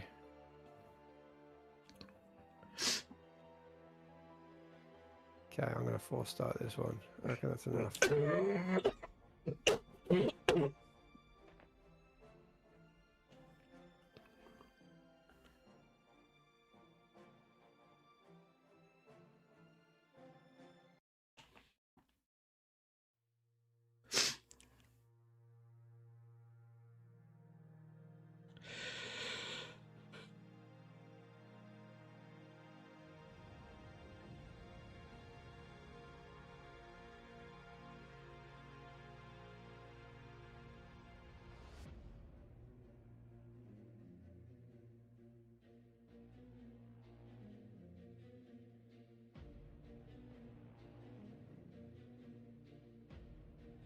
Welcome, Commander.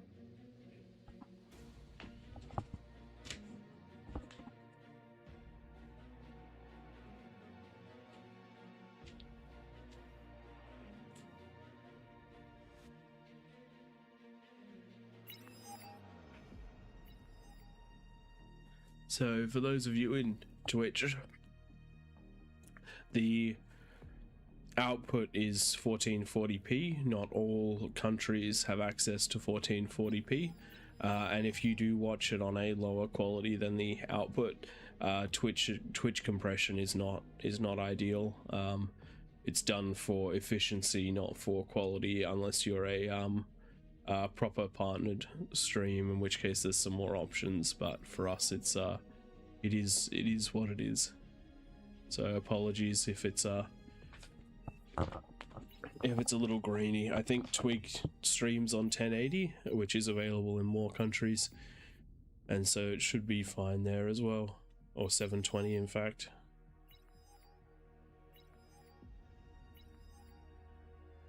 Yeah, mine's on 1080. Yeah, Super there you lucky. go.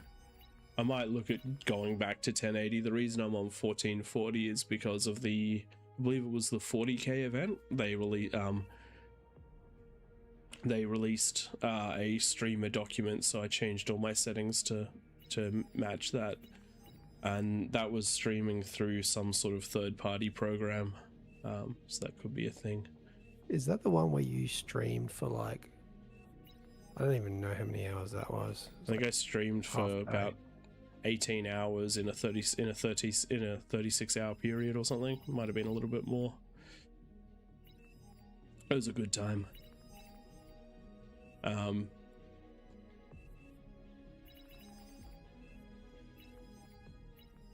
Alright. Alex31, you will lose your commander. Herbidity, you'll lose your commander. I'm going to post the rules. Closed caption thing? What's that? I'm pretty sure I just have closed captions on on OBS. It's just a thing you can turn on, as far as I know. And apologies for the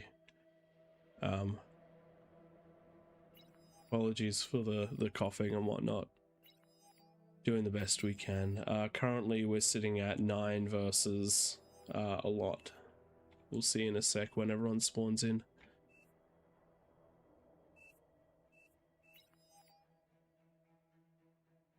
It's no force worries. And Alex is going to lose their comm. There we go, it's been moved. Alright. 9 versus 88. There we go. Oh, big game. Almost Big 100. game, big game. And thank you, Nightmare, for fixing up the title on YouTube. Do appreciate that one. I'm sorry I didn't notice earlier. There's the fact that I was calling a Marauder. What was I calling a Marauder? No, I was calling a Razorback.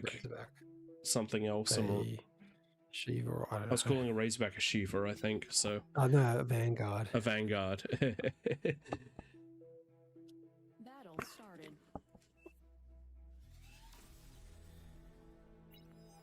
Good evening, ladies and gentlemen. Welcome to King of the Hill on Raptor Crater, where we have 9 kings in the middle of the map with 2 comm corpses to help them out, with plus 65% bonus around the outside of the map. We do have 85 peasants minus the 2 that comm exploded. Should be a pretty strong game. 10-minute no rush. The lava will drop down after the 10-minute mark to open the lanes up. No offensive structures, no air, and I do believe we have some things like T2 build turrets turned on. They will, however, chain react unlike their normal versions. As you can hear by Prey's voice, we probably should be in bed, not together, but instead we're here making questionable life choices, streaming beyond all reason, whilst we're both sick. And you can see here in the middle, these 9 kings with a huge, disgusting 65% bonus, assisted by 2 commanders that have been detonated instead of being removed. That's going to be an extra 3,000 almost metal in the banks for the comms. They're going to get big. They're going to get big quick. Can the peasants defend or attack and destroy an absolutely unfair game? Well, we do have some interesting co-op corners with Cookie Creed and Zerom in the bottom left. On the right hand side we do have Grump. We do have Grumpiness. Top side's a little lighter on, but we'll see how well they go. And then on the top left we do have a few co-opers there as well. And Twig, if we were in Tasmania, then maybe it would be in bed together. I mean, sitting on that one the whole time. Healthy. Yep. Alright, so for those of you wondering what we're going to be seeing, each one of these lanes needs to get to at least one fusion. With the plus 65%, it is hard not to hit 2 fusions, preferably a fusion and an Aphis. It's definitely doable. Been there, done it myself with 2 minutes to spare, which then lets you get defenses and units up. You got to make sure that you defend these ramps. You don't want to build these defenses early, because any metal that you invest that isn't into economy in the first sort of 6 minutes of the game will slow you down a lot. But if you leave it too late, then you'll be open to attack. And also, we know from quite a lot of experienced players that you can get these V-walls down with some basic defenses early on without breaking your build too much. So, very doable. On the outside, if you're in one of these wing positions, you want to be assisting what the player in the middle does. If that player decides they want to go units, you should go units too. If they want to go pork, you should probably support them with units or pork. Keep an eye on the players behind you. If they can get you some T2, it helps the whole team massively. It does slow the corner down fractionally, but the extra metal is massive. For the Kings tonight, we do have Equilibrity, Spurunken, You could try yeah. Well, good luck. Notera, Hal, Landraden, Daoshi, Hello Santo, Caesar, and Icequeb. So, sorry I'm not doing your names justice. I struggle with them to begin with. Spruken Indekuken. Spruken it is. He'll be spruiking the team along. I was like, I'll stare at that for 5 minutes while you look at anything else and try and get this pronunciation right. I always hesitate reading words in other languages, because if I was a non-English speaker, I would set my name to something English speakers would say that's horribly offensive, and they would be none the wiser. Broken into Kuken, I don't think would be any language. I don't know. Somebody has been just spruken into Kuken. Well, I mean, spruken is basically a word.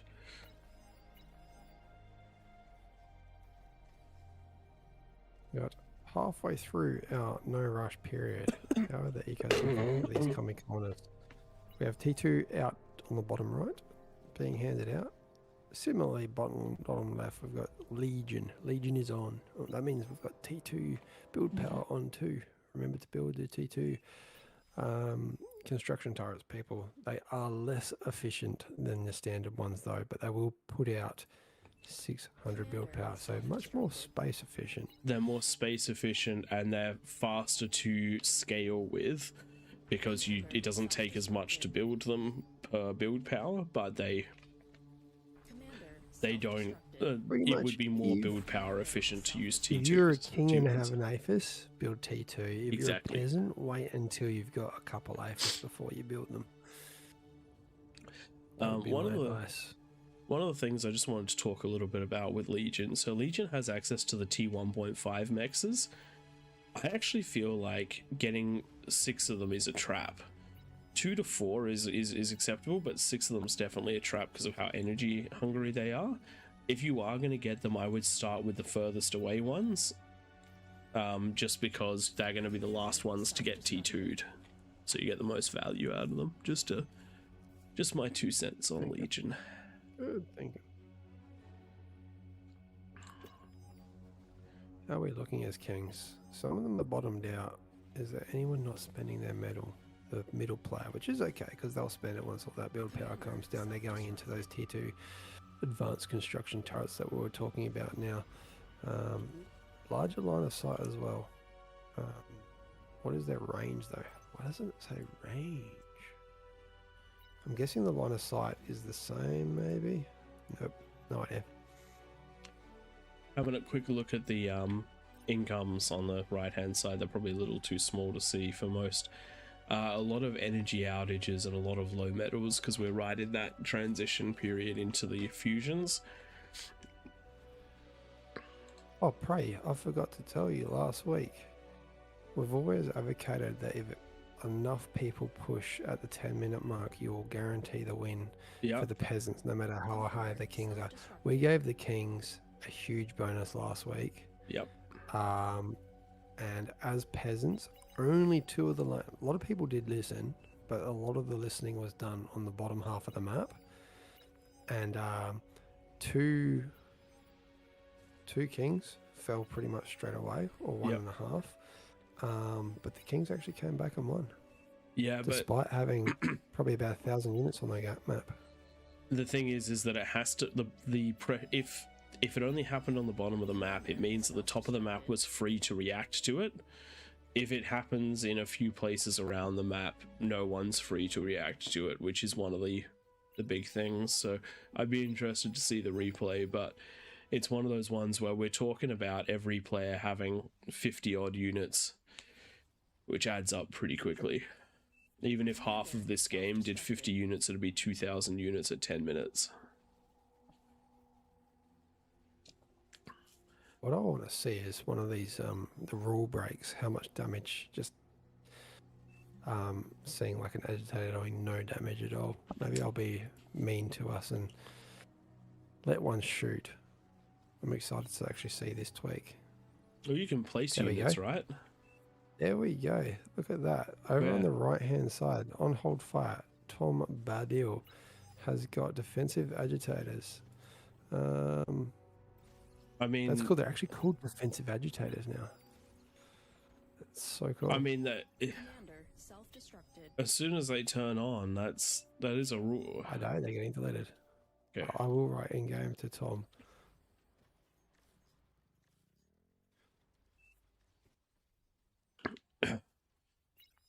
All right, let's have a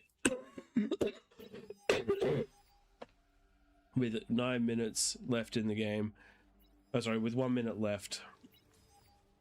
We certainly do have some slower economies than I would have expected at 65%. Top of the map, Ice is getting their first fusion right now. So is Hell Santo. On the bottom of the map, we've just had our first one completed by Sprunken. And all other players getting around about that 2 sort of mark. Decent defenses up around, nothing too spectacular, but also nothing too crazy. Except for on Natera's side, Natera is definitely light on. Thankfully, it's also light on for offense in that lane as well. It is this bottom right-hand side that's doing the big push. Couple of ticks coming through, or tick equivalents coming through to eat those mines. Very nice. Twin guards stopping some of the initial units from Landraiden, but plenty coming in behind them, making their way through. Only a handful are going to make it here. These will be quickly cleaned up by the construction turrets if the players are online, but it does look like Landraiden's been hit by the full force of the map. Top side, minimal defenses from Hell Santo. Units going to be heading reasonably straight into the base as well. Tiger's pushing back the attack here on the bottom right hand side, at least for now, and we do have reactive units from Sprunken coming in to defend this one too. It's going to be tricky. It's T1 pushing really hard on that bottom right, and this is what we like to see, but we'd like to see it on more lanes. The problem is CISA has built T3, has not greeted too much, has seen that there's problems at 10 minutes and set Razorbacks down there straight away. So although a few units might get in, I think the Peasant's going to have a really tough time winning this one. They're already only 20% ahead on eco for the medal income. Usually at this stage of the game, they're about 70% ahead. So that 65% is just huge. Huge. One of the things to really bear in mind here is that where all the lanes that the peasants attacked in actually broke the defensive line. So if we'd seen more offense at that 10-minute mark, particularly if we'd seen anything coming down the Terra's lane or more than one player heading through the Hell Santo, I reckon this game would have been an immediate loss for the Kings. But still, the peasants are in a decent position right now with many comms on that mid ground. We do have plenty of fusion backing that up as well. But the game has reached a mid game essentially at this point, where the Kings are reasonably safe and they can scale. The peasants are completely safe, at least for the moment. Does look like Two questions Daoshi's about what's allowed around the map. Tremors are allowed. Any unit is allowed in this game, so it's just Pork that can reach the eco of the other team that is going to get removed. Afar, don't run away. Don't run away. Just hug Natera's commander. Your comm is dead anyway. There we go.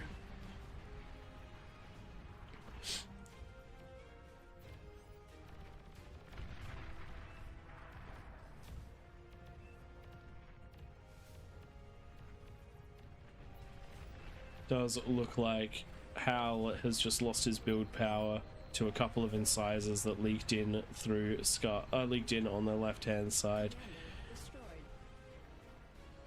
Hal has managed to defend that bottom side, but it is now taking a lot of damage. Units pouring on up in this left hand side. We do have a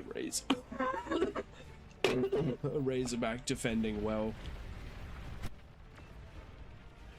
What is the answer to this? Do the peasants need to get T3 ASAP to try and outrange, or do you go for sharpshooters, banishers, starlights, I'd etc.? go the T2. T3 is going to be really hard to efficiently pull off in this situation, and sharpshooters would do fantastically in this situation.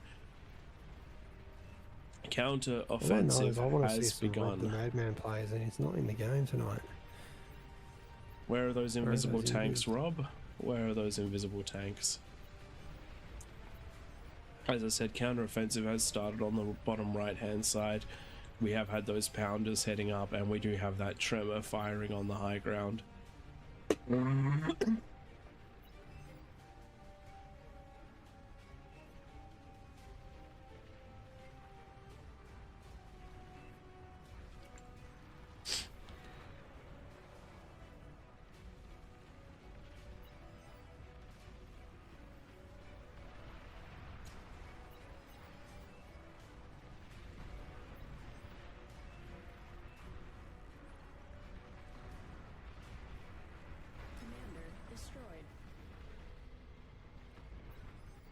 Just replacing a bot lab that got killed by Pork. Please do not build Pork on the front line, people that can reach the opponent's base. Pretty crazy that we can do that. Sorry that I'm quieting up a lot. I haven't got much left in me. Maybe you can look after the moderation in game, and I can talk a bit more. Sounds good. There's a lot of stuff. There's a lot of stuff that's being built within range.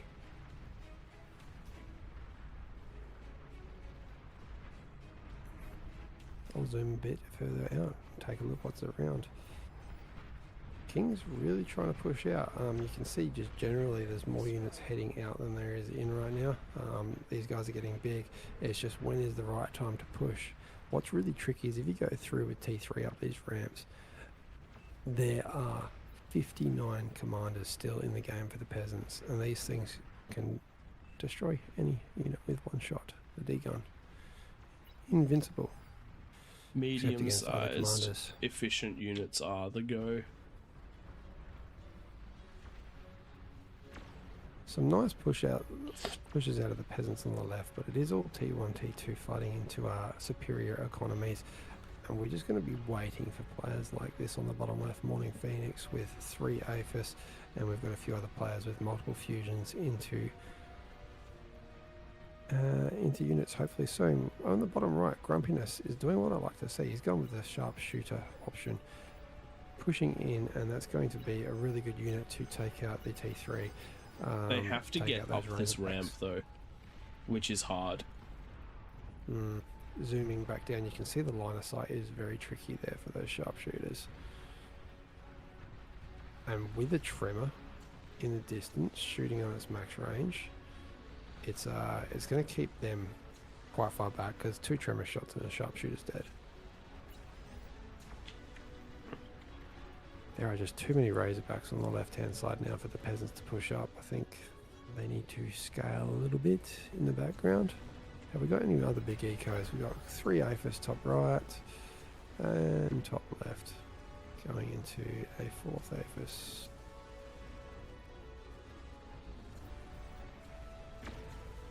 $477 metal per second coming out of C, so the Eco King in the middle. It is this person's responsibility to 1, scale eco, that's why we call him the Eco King, and 2, fill in any pockets that need helping. That's what they're doing over here with these Razorbacks, just knowing that there's a lot of pressure. They did send a couple Razors down the bottom right as well to help out later Raiden, but not scaling as a result. I correct myself, they're slowly scaling. What is that icon? The middle of the map. That is a weird prey. Can you see that in the middle of the map next to Thesis Commander? Yes, I can. Razor icon. That is a weird Razor icon. Does it take you into another dimension? Is it a black hole? A white black hole? I don't know. It doesn't seem to be doing anything.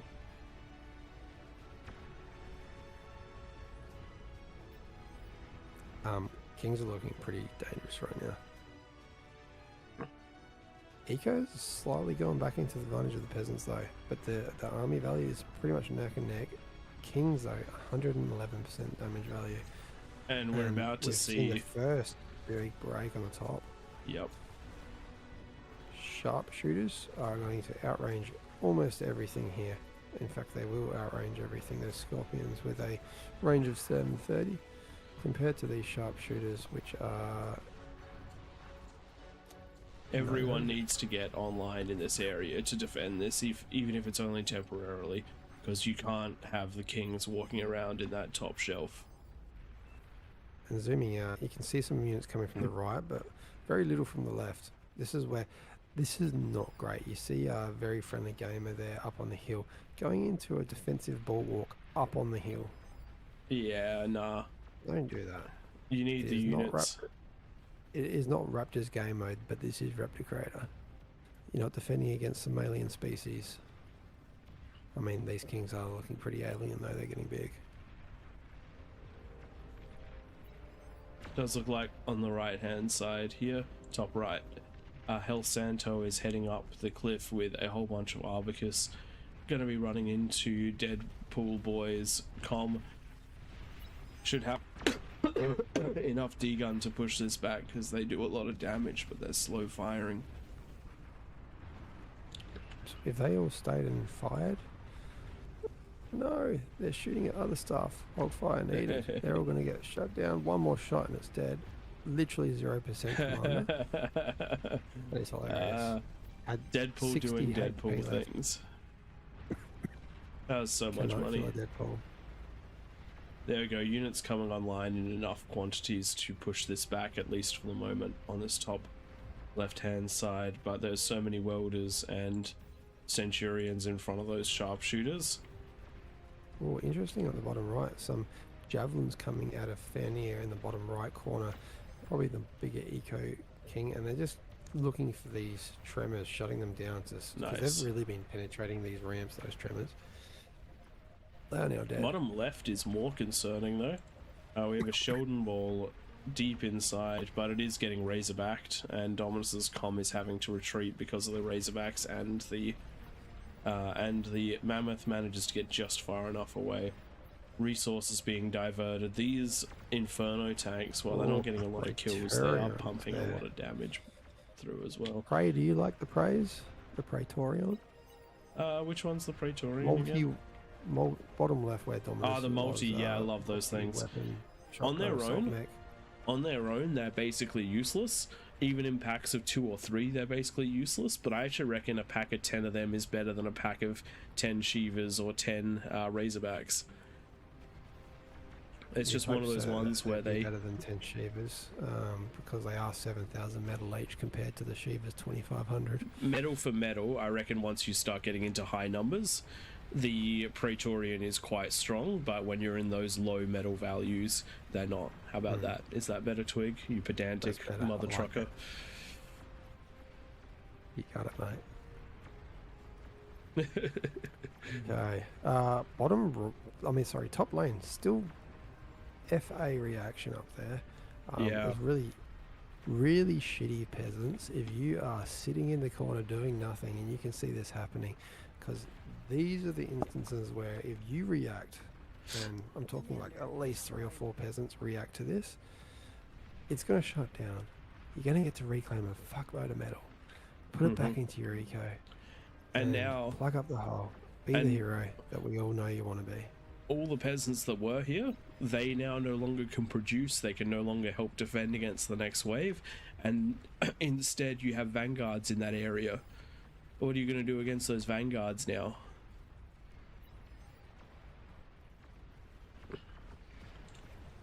Yeah, I see it. Daedalus out on the bottom left. With a big range. This what does it shoot, the Daedalus? It's like a kind of like a rail gun. Yeah, it's a multi-railgun platform. Yeah. Rail accelerated tank. I love them. Love them too. They're fantastic. They're such a cool Quite unit. tanky. 16,000 hit points. But when being surrounded by these phalanxes, the health does drop quite quick. That it does. Now, which way do you reckon this game's going to go? Because in the past, we've found that if the kings don't do too much damage at this stage of the game, generally the peasants come online in a big way and come back and The win. But right thing now, that concerns me is Hal and Natera are on very low economies, which means no matter what the kings do, there's an opportunity to push down. Same for Equilibrity. So this entire left-hand side will not be strong enough for a very long time to be able to manage on its own. Oh, we do have some Junos being used offensively.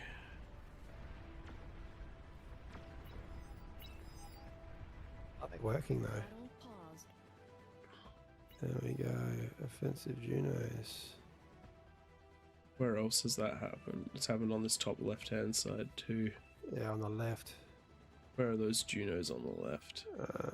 If anyone can ping where the Junos are, we will respond to the pings. But the left-hand king is getting Junoed.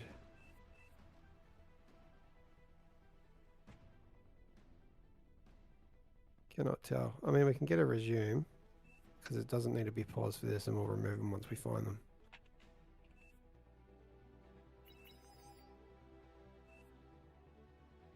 Battle Whoever- resumed. There we go. We're back. We'll keep looking for that.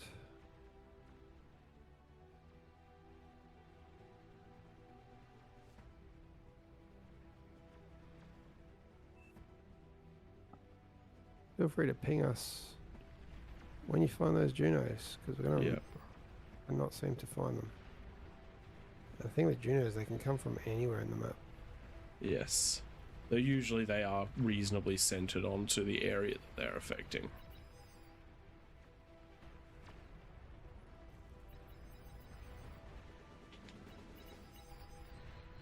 And Kagi's pushing over the hill on the right-hand side. And they should do Commander some that has decent not been damage. put invisible yet, and that should take out those wardens that are just behind. Nice. Good hit. That's a problem. That's a I problem, really hope but this top left-hand left is side a comes online problem as well. We do see those T1 units getting pretty close to Equilibrity's base, but a lot of that stuff has been pushed back by a single Karganath. A lonely thug. I mean, sometimes Yeah, it I know only they were takes one. supported. I mean, imagine if some Sheldons were here. Some I know, Sheldons right? would push through this. Oh my god. Players, play the game. It's hard. It is I hard. mean, yes, you do need that extra AFS, but you also don't need that extra AFS. It is quite disgusting how many units up on this top line Ice Crib has accumulated. Currently there are 60 units and a forward line spam That's lab. going to be so hard to stop now. Like, I don't actually think that the left-hand corner will be able to stop this, because the vanguards are now too numerous. The snipers are there in large numbers, the anti-spam is there, and the spam's about to be there. That's just a problem. And what are they building? They're building Shivas. Shivas fights none of this stuff effectively. And I do have to say, well, there you go, he's gone into a catapult finally, but this is very only Graham is the only person here really trying to take this on and defend it.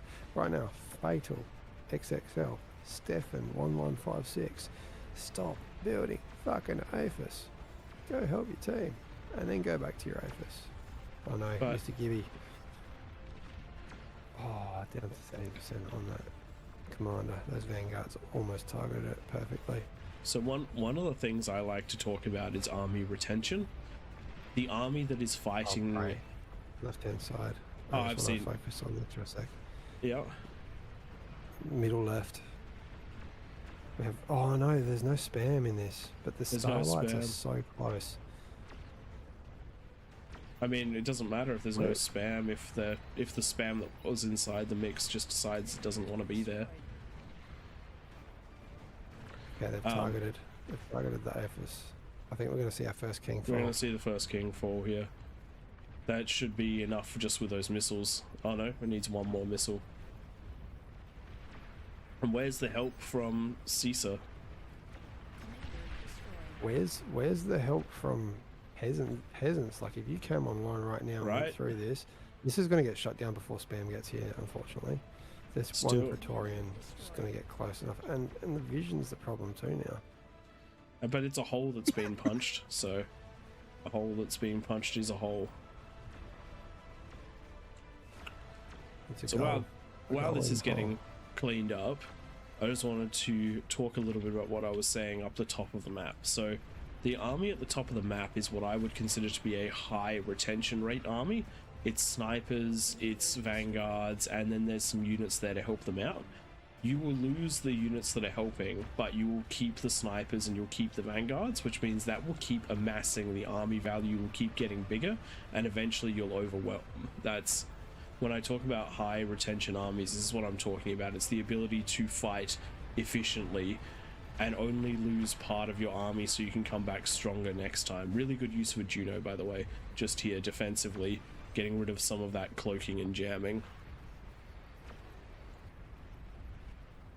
The Praetorians are really showing their mettle defensively. With about 5 of these things, they're pushing back almost any T2 on the front line, which is pretty sweet.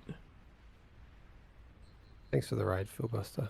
Thank you very much, Philbuster. We do appreciate you. Every raid counts. And we hope you're enjoying the content. We're just sorry that we're a bit under the weather. Alright, well, there are a lot of Kargis pushing out on the right. There are a lot of everything pushing out on the north. So I'm pretty much, if I'm assuming these Kargis, I guess I'm just selecting them, they're all heading north. I'm assuming the top left and the top right are going to fall. I don't know which one's first, so it's going to be pretty much up to the bottom of the map to come online. Right now, the best move everyone could do is send all their units over to the left-hand side and attack through here. This is the wake point. That's the peasants win condition. I cannot tell you which way this game's going to go. Thul napalmed a couple of ticks, and that has almost eliminated everything on this right hand side before the Kargis could even get there. Napalm's strong, but it's also rather deadly when it's fired in the slightly wrong place. Commander destroyed. Really well done by Daoshi, by the way, getting an entire section clear and starting to push into the rest of the map. Where's the reaction team? Where is the reaction? I'm not seeing much of a reaction out of most of these players. Destroyed. Cisa has now taken the position of the bottom left, and they're pushing out with Quite a lot. Praetorians, Marauders, Vanguards, and Spam, of course. Thing is, though, there Unable to is spend all of their eco. the players at the back are at least pushing out some units, and they are causing a deflection by forcing a unit response a little bit higher up the map, which is a way of defending. Top left-hand side is increasing the area that it has cleared. Vanguard's just getting the shots on where they can, not even trying to engage the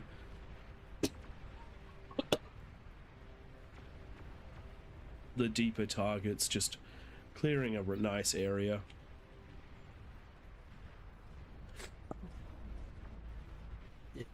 Huge push coming up here, spreading out and around. Prey would love to get excited, but his voice has other ideas right now. As those vanguards move over to the right, they are just target firing, not knowing what's over here, trying to clear out as much as possible. I actually think that might have been a misclick, because that's his own stuff up there. It's not ideal. They're going to move back around and regather where they've got the biggest problems. Very friendly gamer, getting out with a much better unit. The demons, they're faster than the Shivas. They have a higher DPS. Those flame throwers just eat units for breakfast. Commander destroyed. They're gonna clean this up, and after such an amazing push, Ice has been somewhat pushed back. Which is Just one the of the things vanguards. the peasants need desperately, because the peasants have lost the economy lead. Commander Because we do have Spreduncan, who's managed to scale on a pretty epic way. He's actually running pretty much in par with Cisa. Same with Daoshi. 3 players with absolutely tremendous economies. The peasants are going to have to really find a place that they can bust on in. Grumpiness has started getting quite big. You can see right now with an army with 7 Razorbacks included, which if it pushed is, I mean, the demons will hold it back. These phalanxes, they do take quite a big hit. But now this corner has become once again a concern for the Kings. This is a really freaking close game. If we weren't so freaking sick, this might make YouTube. Would be very excited. Couple of things that I do want to talk about, and these are just general lessons across the board. This left-hand side, the peasants have been pushing in for quite a while with wheelies and goblins, but they've only just now got starlights, and even then only 2 of them. You need to have, if you're going to be sending a spam, you need to have something that's doing damage back to the things that are killing the spam, because the spam itself at this stage of the game is quite easy to clean up, and it's just money lost. You really do need to do damage behind it. But I do think that the King's economy has scaled to the point where it's going to be very rough to be able to push in anytime soon, because the Kings are more centralized than the peasants, which means their army will always be more centralized. And this is one of the risks of letting the game run this late when there's this many players. All those Razorbacks are now dead. On the bottom left. Getting that reclaim, not that the Kings need it. Half of them overflowing. The interesting thing is, the Kings could still quite easily lose this because of how dense the ecos are. Losing one of them will lose you around about 1/3 of the map's economy. And units like a behemoth will still take forever to kill. Units like a juggernaut are still a Newcon legs. It is very, very possible to still push in as peasants. We've actually seen games that where the Kings have been in a similar position to where they are right now, but by going down one of these ramps on the left with a juggernaut, a player was able to take out the entire center of the map just from one unit pushing in, and no response, and not a fast enough response out of the kings. Al's managed to. Oh, sorry, that's Nataria's been given a couple titans, so that's probably going to be enough to hold this side, which should have been the side that was abused once that base fell. This side for the entire game has been incredibly weak, and it's not the fault of the players here. It just resources were not put into defending this side, but the peasants were never able to take advantage of it because it's only been a very small handful of peasants starting in the hardest spot, trying to push down. Dominus with one of the first peasants, Sol Invictus at the bottom left, is getting taken out by us. Another Sol Invictus just tried to get to the build power of Spruken into Kuchen. Even then, the build power is really nicely spread out, so... Disgusting amount of vanguards coming out of Caesar now. Oh, huge explosions over on the right. I reckon that must have been... Nice, Dominus. Very nice, but I feel like those vanguards are going to target that comm now. Yep.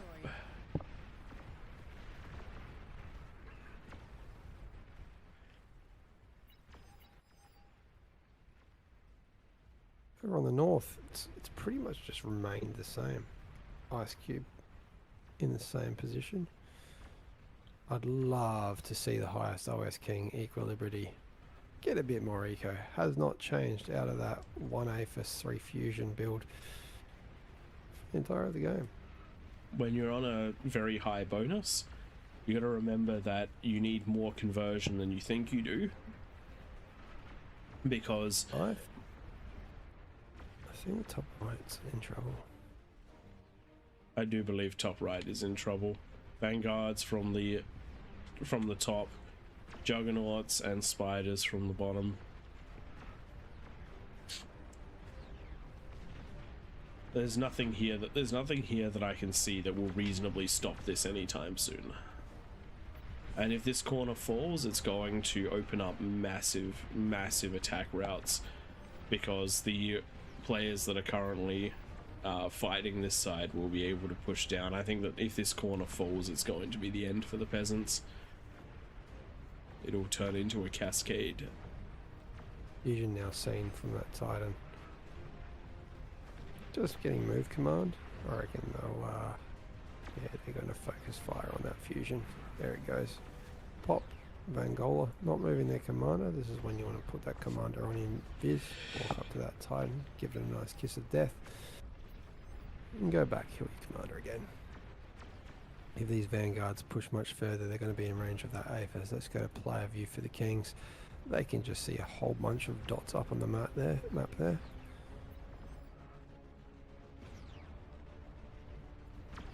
Unfortunately, Ice Cube's accidentally attacked ground. Oh no, it's not ground, that's a Prometheus. Yes, it is. Prometheus have actually managed to kill one of the vanguards, which is crazy. They're almost in range now. And just remember, blind firing is a really valid tactic. I think we've done a few games with us in the middle, and if you watch my gameplay, I'm usually blind firing with my vanguards. If I can see a target, I'll manual target it, but otherwise I'm blind firing, because dots are dots and they all need to go. Huge demon push out of Sprugen into Kuchen. Gets nowhere. It's a real standstill down here on the bottom right. Peasants and kings and neck and neck. Top right, top left is reset.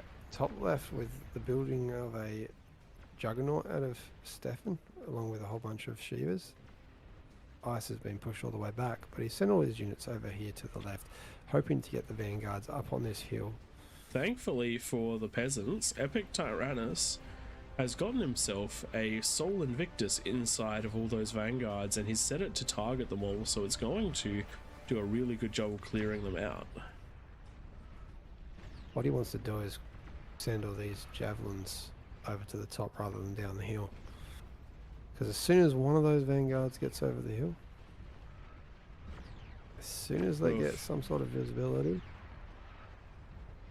Yeah, I actually really- reckon this has been mismicroed a bit, and those javelins are not. Oh, actually, there are shields. There are shields. Those javelins really need to get into the fight though, and the Sol Invictus needs to get back to hunting the vanguards. The Titan is not the priority Titan right now. needs to- Then the Titan should have just walked straight in. Yeah, Instead, he's trying to take on the If Ice doesn't watch out, he might be all the way back inside the. I feel really sorry for this King's left circle. side of peasants. They've tried really hard and they've done a king kill, but I mean, imagine if all of these players here just pushed one of the two lanes in front of left right now. If they could just get a large force of units under a cloaker to get in position, there's nothing that'd be able to react fast enough to a huge wave of sprinters running through here. Completely dominate the middle of the map. I mean, top right survives still. Top right does survive. Yet. These juggernauts.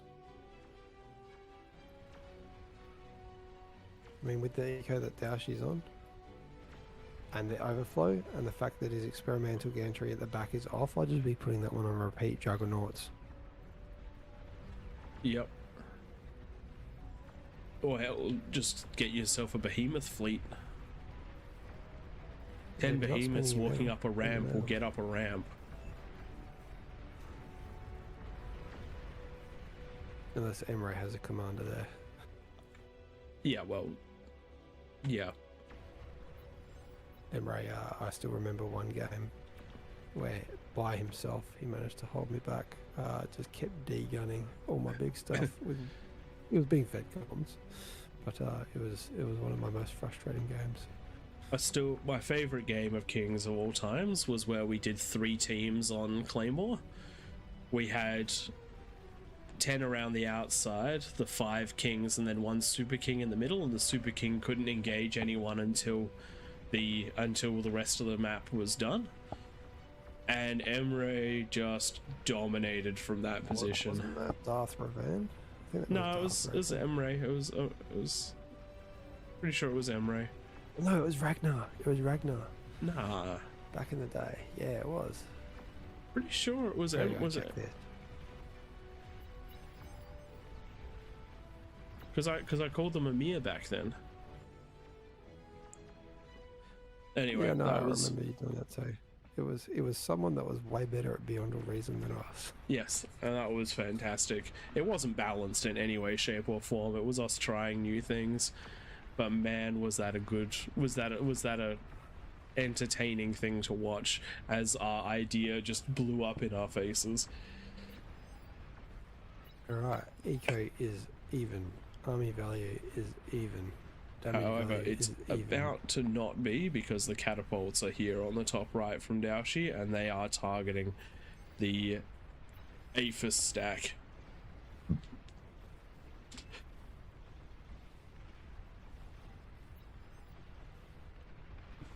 There we go. A volley of catapult shots.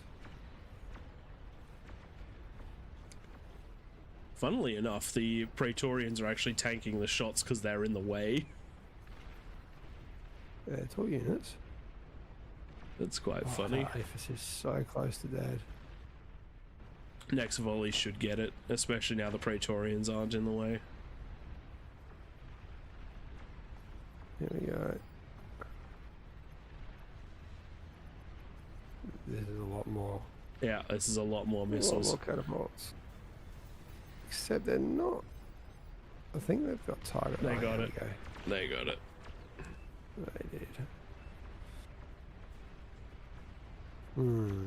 Clock is And with ticking, that wing peasants. falling, that's going to be the end for this top right hand side. There's too many units now coming up and Oh. across. There is a Sol Invoke just quite far into the base of the Kings. It's Are not they going to get target the there. build power?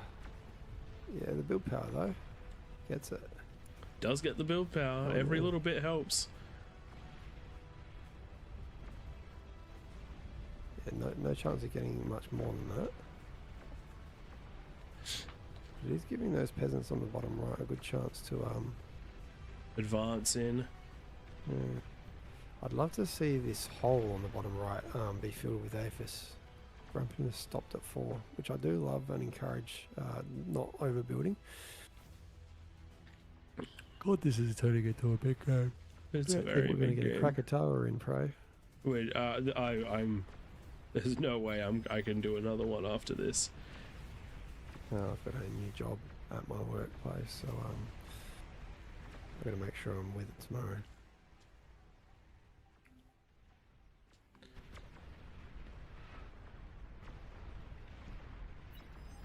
I'll just ask Grumpiness what he wants to do for his next game. We'll set him up. Thanks, Zorom.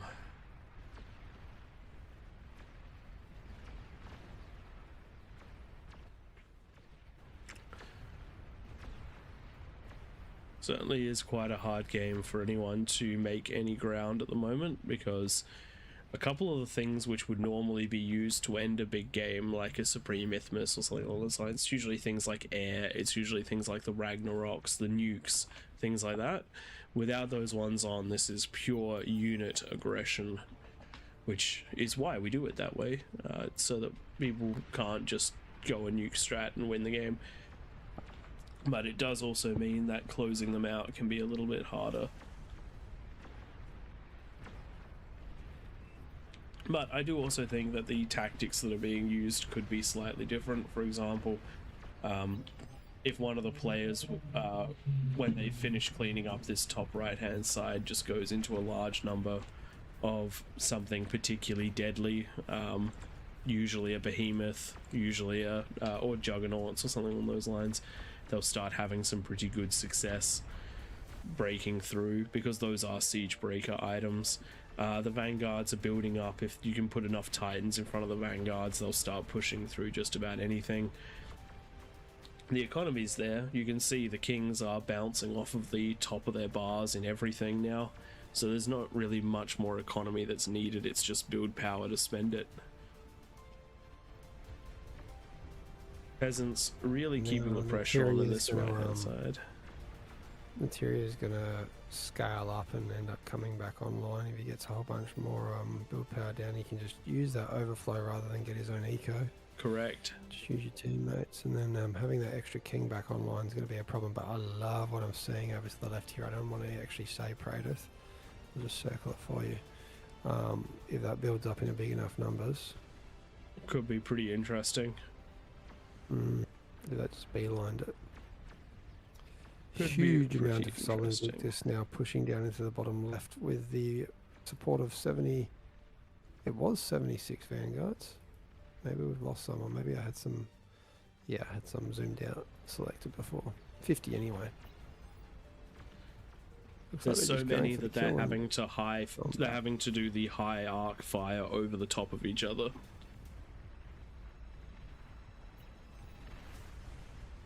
I am surprised that the peasants have stopped scaling on the bottom left.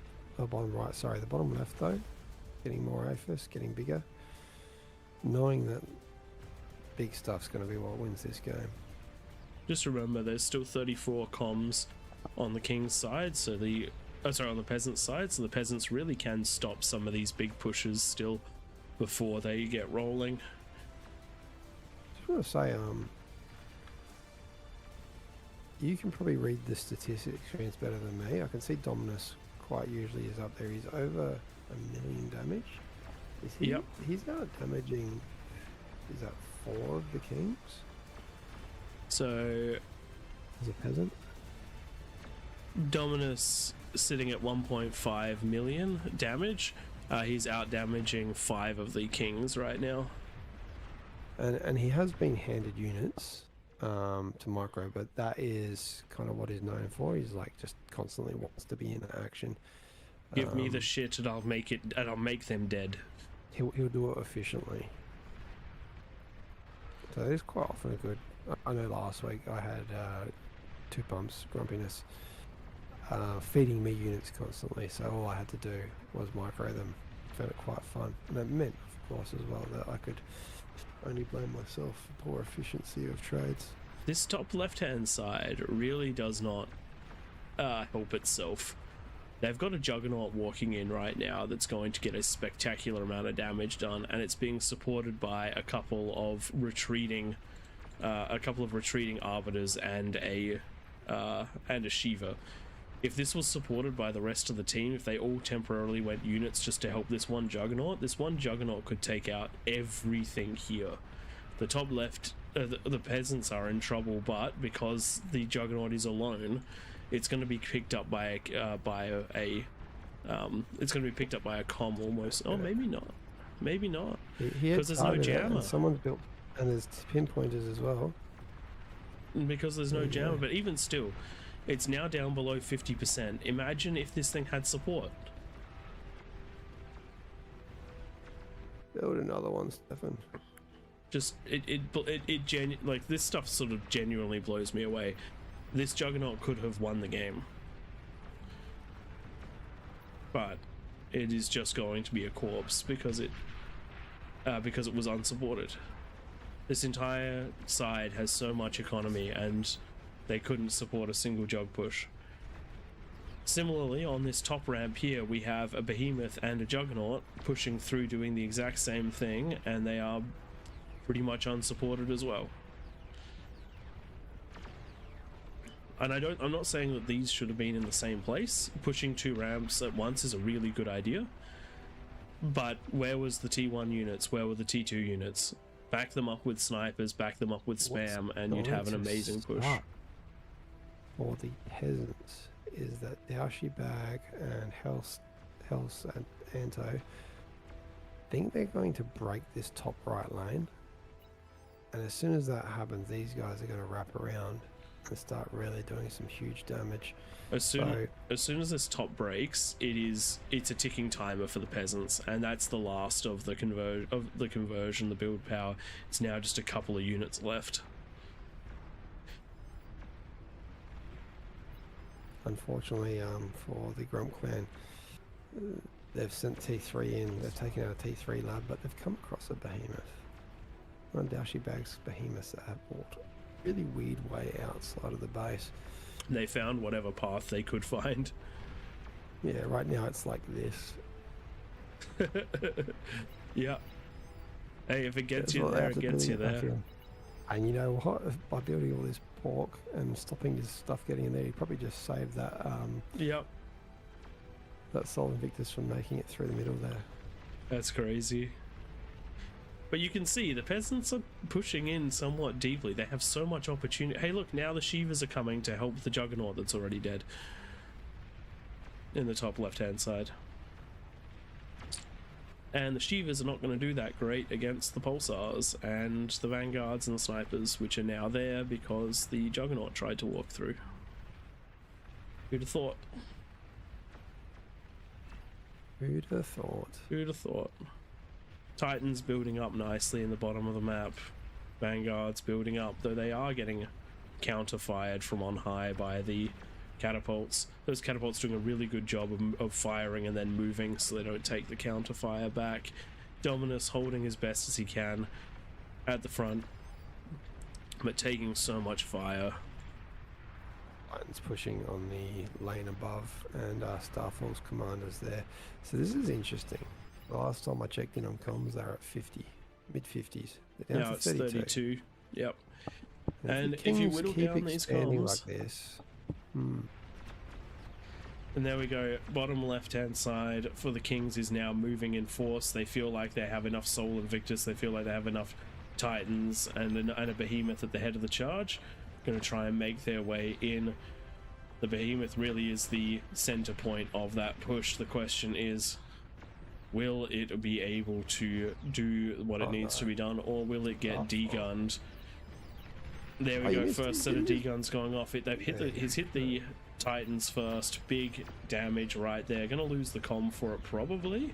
Yeah, gonna lose the comm for it, but that was, I think, 4 Titans and a Behemoth taken out with a single comm.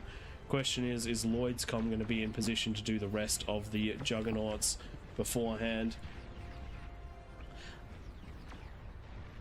Yeah, Brando actually taking their commander back. This is... You don't want to do that. This is about to be... We're going to see Lloyd hopefully clear this one up. Because Lloyd's going to have to get at least... Lloyd needs to get at least 5 of these. Gonna line up for the first 3. 1, 2, 3. Uh-oh. Uh-oh. No, he's not Uh-oh. gonna. No. It's still enough there to do damage.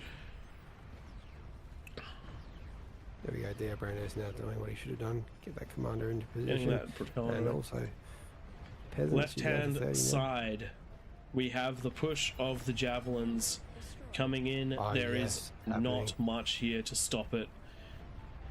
How deep will they go? How deep can they go? And will they all get blown up by that single aphis that's there? That's probably one of the most pressing questions, because this right here is a force that could potentially end the game if they go the right way. Commander I destroyed. think they're going to get balls deep. I think they're going to get quite deep, but then I think that too many of them are going to be lost to that single aphis. And they're going to struggle to push that last little bit in. I love what they do. I love the idea though. Pings coming out from the comms right now, going as wide as he can to stop the aphis from killing him, but that is meaning he's being attacked heavily from the other side. I reckon this is going to peter out at this one aphis. Damn. Oh no. Yeah. Rookie move there, Val. Rookie move there, Val. Yep. Takes out about a third of them, maybe a half actually. Yep. But Oh, there is man. a Imagine Right, again, it's higher imagine than if the the rest of the Solar team was here to Victus. back this up as well. That was such an opportunity there. And look, I'm not even going to say that was a wasted opportunity, because it wasn't. The fact that there was one aphis there was going to be a really big thing to stop you, because you'd have to basically hold fire on to get past it. And if you're not used to doing that, then it's just not going to happen. And even then, it forced a funnel, and two Soul Invictus happened to show up at pretty much the right time. And again, the really big problem was that there weren't players helping. It's like in this top side here, we have a behemoth walking into all the production of ice, and it's barely being supported.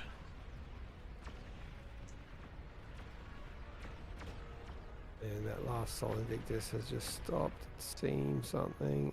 Is it on the fight command? Nothing. No structures killed. How unfortunate. Peasants are doing such a good job here, they genuinely are not giving up in any way, shape or form.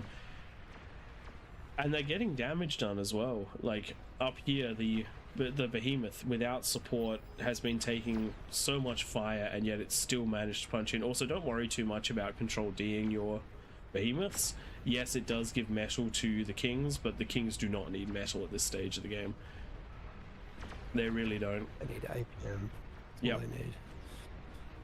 Now The here we go. last of This the, is the first supported push in the top left hand side. We have 2 juggernauts coming down one lane, we have one coming down the other, we have long ranged units, and we have spam.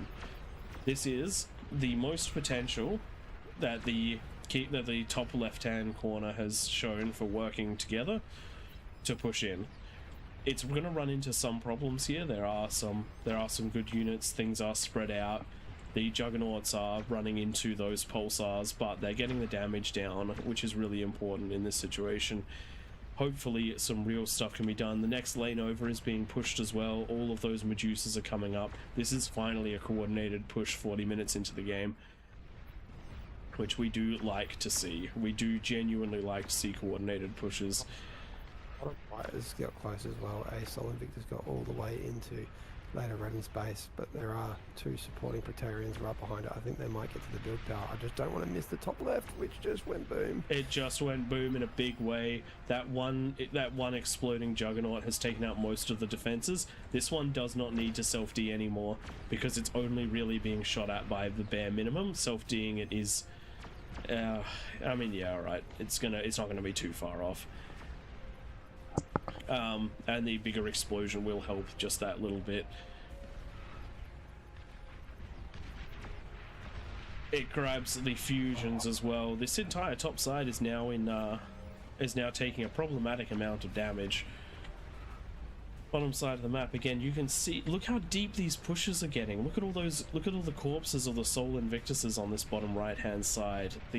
What weird pathing of those behemoths really has been a godsend.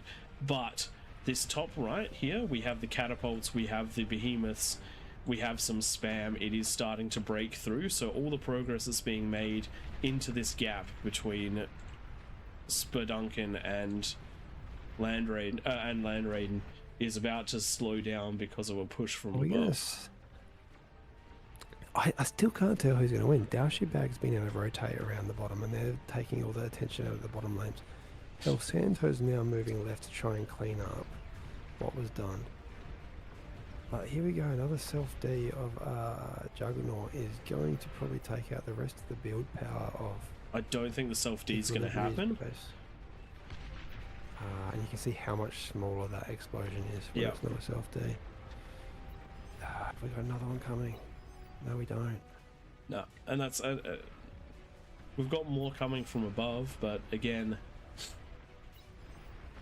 Where's everyone else's stuff? It's going to take them to do so. We still have Stefan building Aphis. We still have Fatal building Aphis in the back left. It just needs... You need to be on the offensive at this point in the game. It is a big problem for the peasants on the bottom right. Yep. The lack of scaling in the bottom right has meant Bag is just huge. All those catapults are just going to slowly walk their way around. And commanders can't even get close to these catapults. Commander destroyed.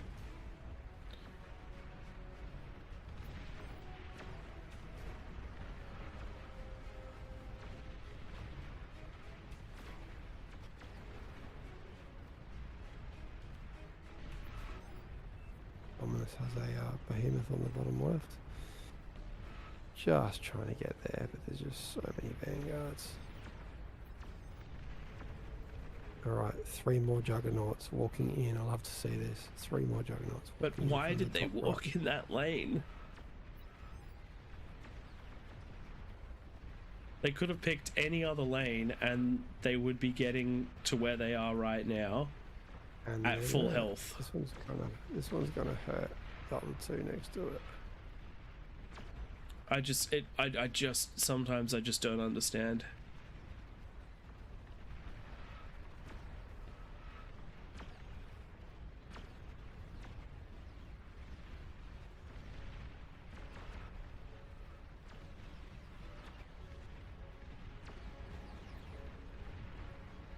Another Juggernaut approaching Equilibrity's economy. This one could chuck on the Control D. Bottom right, there's got a soft D Juggernaut that could do the peasants real harm here. That Aphis might be in range of that one. Oh my god, they've just eliminated another king in the top left.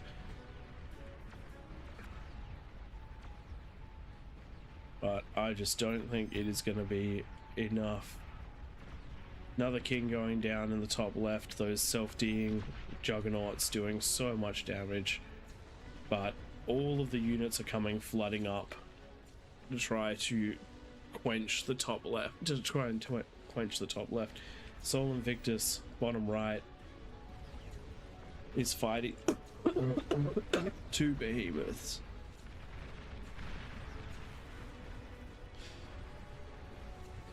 But the bottom right is just getting picked apart, and soon, if they don't get in a moment, if they don't get in the next minute or 2, they're going to be in trouble.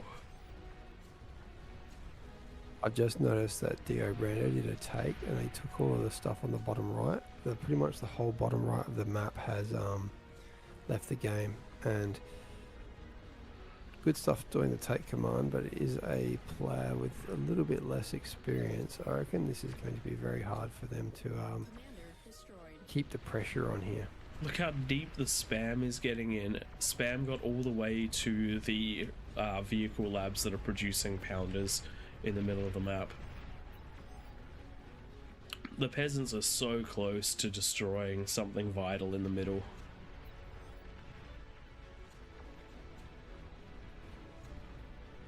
Could this Sol Invictus be the Sol Invictus to do it? I was walking the wrong way. Trying to get out of the range of that bastion.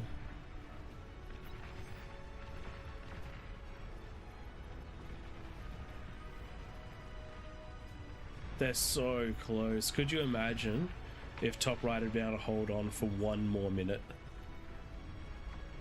And imagine if bottom right now, this one bug is going to kill the whole base.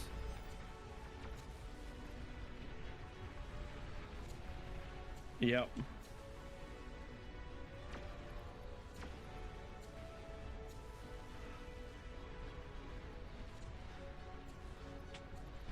Oh, we got a chain reaction in the middle of the map. Oh, we got there. We got the massive chain reaction in the middle of the map. That's all the conversion down. We'll see the drop in economy in a moment. That's a Oh, Lord, 2,000 this is metal like- drop. Bottom right falling at the same time as the bottom right's killing the kings. I think the peasants Is have got Sol this. Invictus going to get close enough? Just needs to find. Oh, I wish he went left. I wish he went left. Hey, what can he see? Player view. He can't see the Aphis yet. There we go. He just saw Aphis. He's walking that way. He's targeting. This is it. If Spruken into Kuken falls, they're Kuken to Spruken out of these kings. This is crazy. It's crazy to believe the kings could lose this one. This is one of the best King of the Hill matches. Unfortunately, I might have to rewatch this without all the other players, without the server reduction. Oh my That is god. huge. And Wow. the top left and the top left was basically in at the same time too. Destroyed.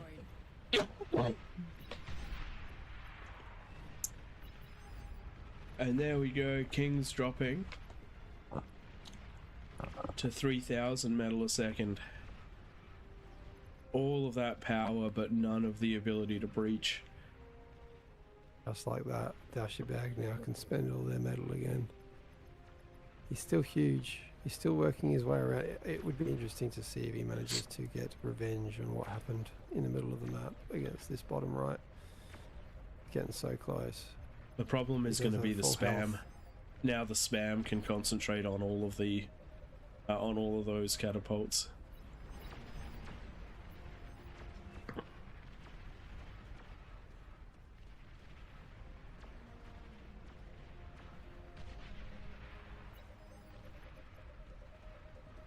That Sol Invictus has 71 kills.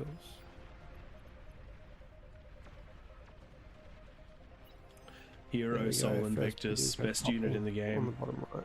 Bottom right, another economy section taken out.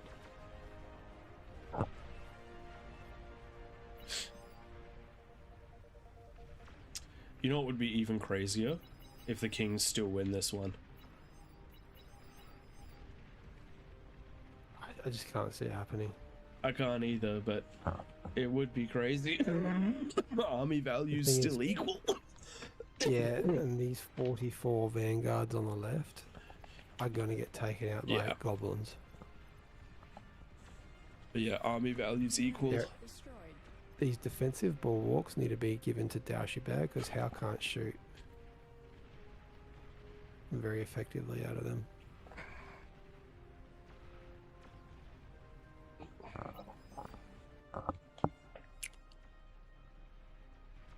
Kings are going to be winless tonight. I would say Huge this was pretty even though. Explosion. Top right. Wow. There you go. That website helped out. Psycho Pew Pew, thank you very much.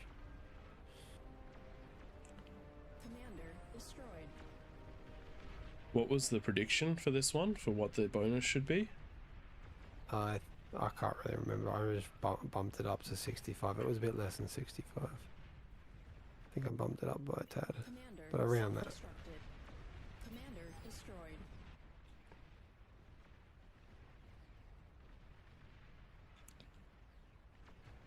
I want to see Dashi Bag's last couple Kargis walk up on the hill there, get that huge eco that potentially won the game.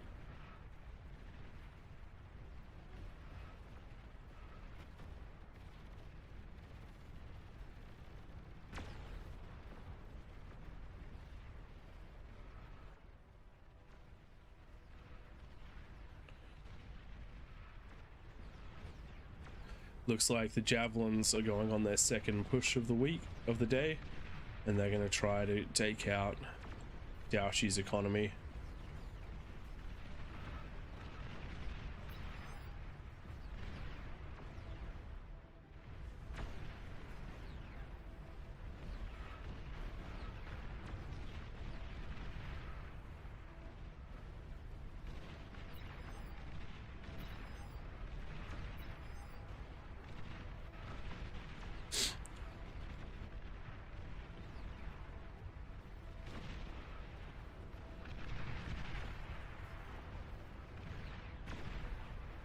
They can see those APHIS.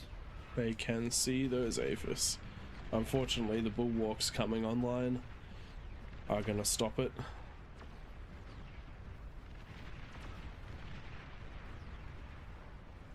Oh, they Daoshi's found his comm commander.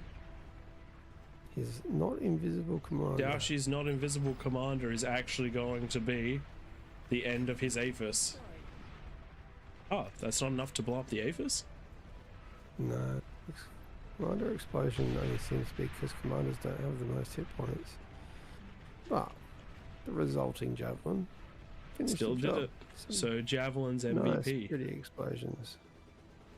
Oh wow, when this explodes, it explodes into a whole bunch of rectangular dice. That was interesting to see.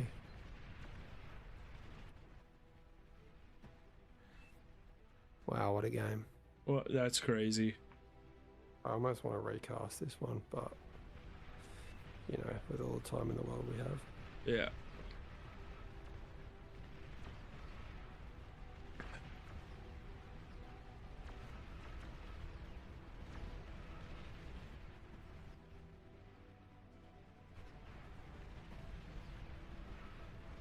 Some chain reactions in the bottom right.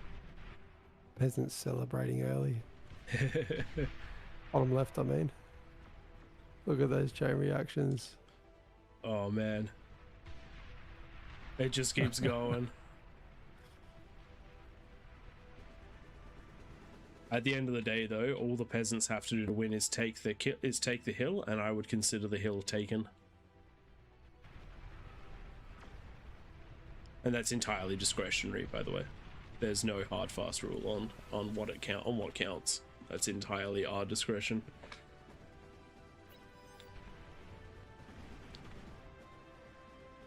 I think I'm going to donate, let's say, Zerom some units to clean this one up once this bastion of production on the right goes down.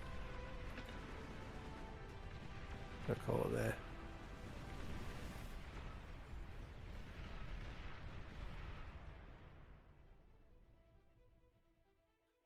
The bottom right has fallen as well. Yep.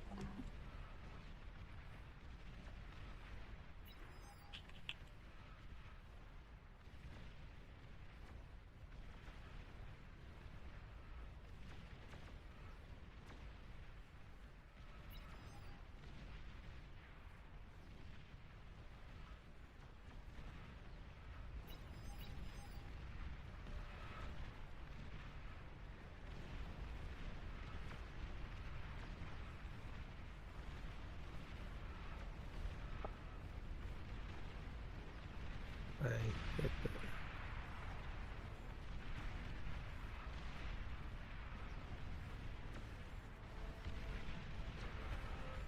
There goes Zerom. You have an adjudicator just out of range of anything. Is that a boat? Yes. A boat that can't move?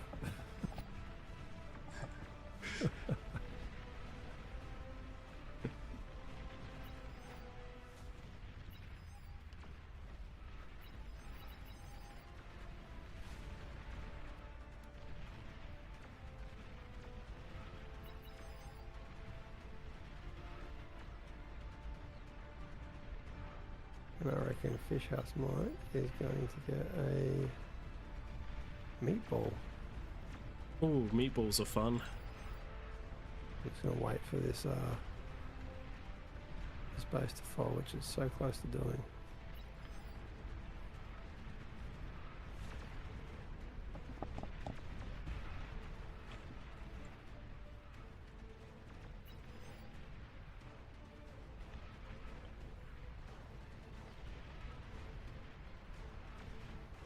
He is doing so well at holding off here, Tashiberg.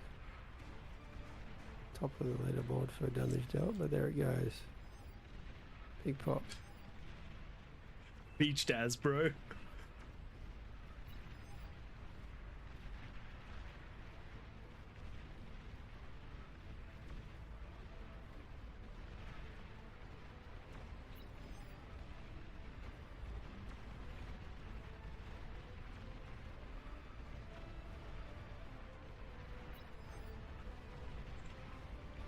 I mean, the technical hill has been completely taken, which is the starting positions for the Kings.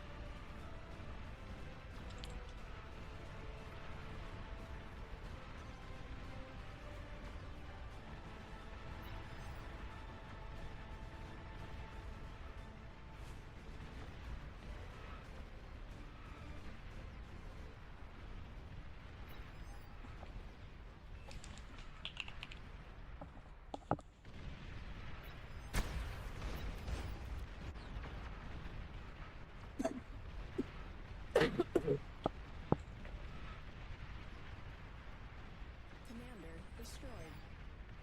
Commander destroyed.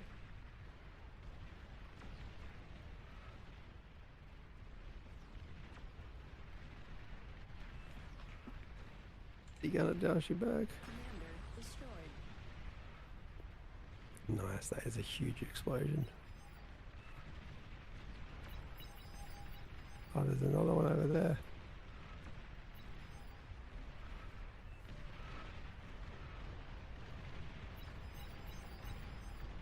Commander destroyed.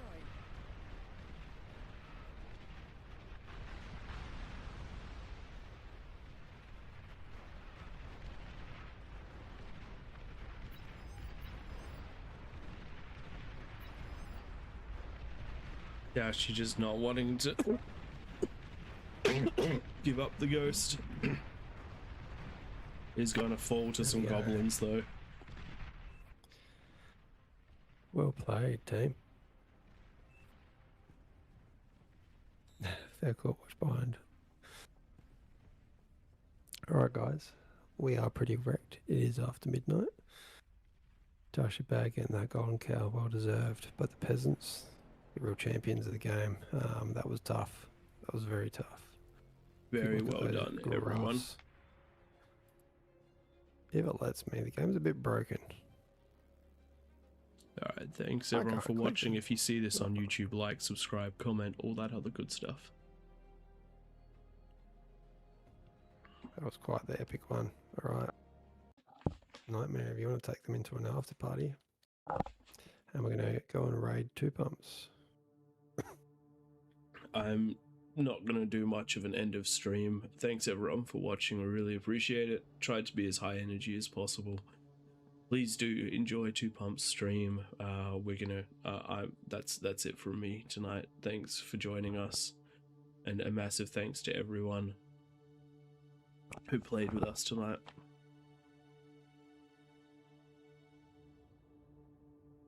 Right, I'm just going to tweak the lobby settings so that you guys can keep a lobby up. We can just set it to a big map, PvP, put some balance on, and I'll clear those bonuses.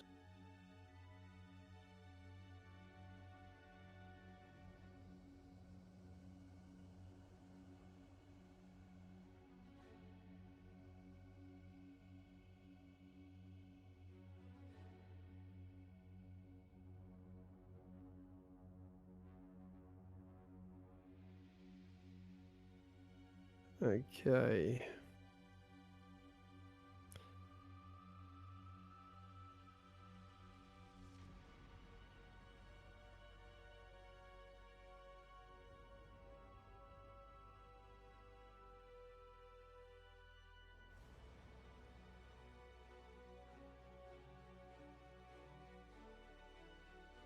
Not sure what these settings are going to do, but we're going to just throw it onto a different map. No one complains of Supremismus, but we're going to do it the old school 1.7.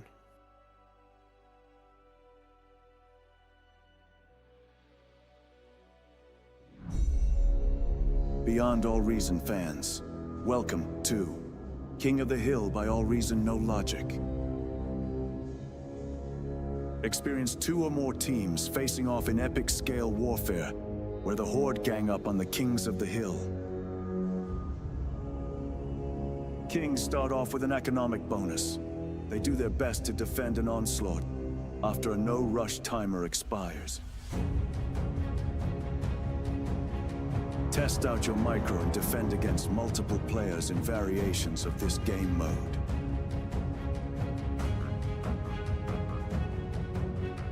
Or be part of the masses. Team up with your allies to topple the throne in a glorious victory.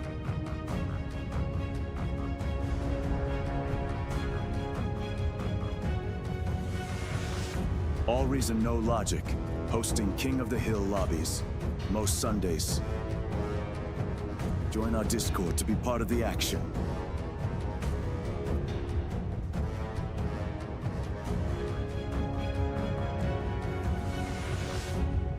See you in game, Commanders.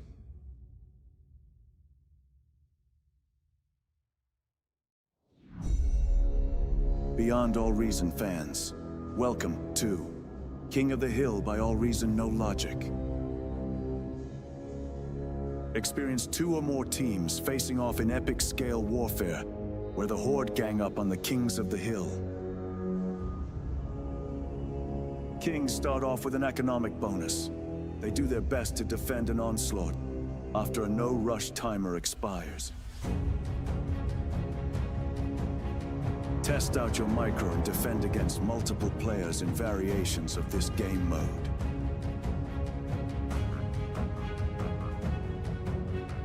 Or be part of the masses. Team up with your allies to topple the throne in a glorious victory.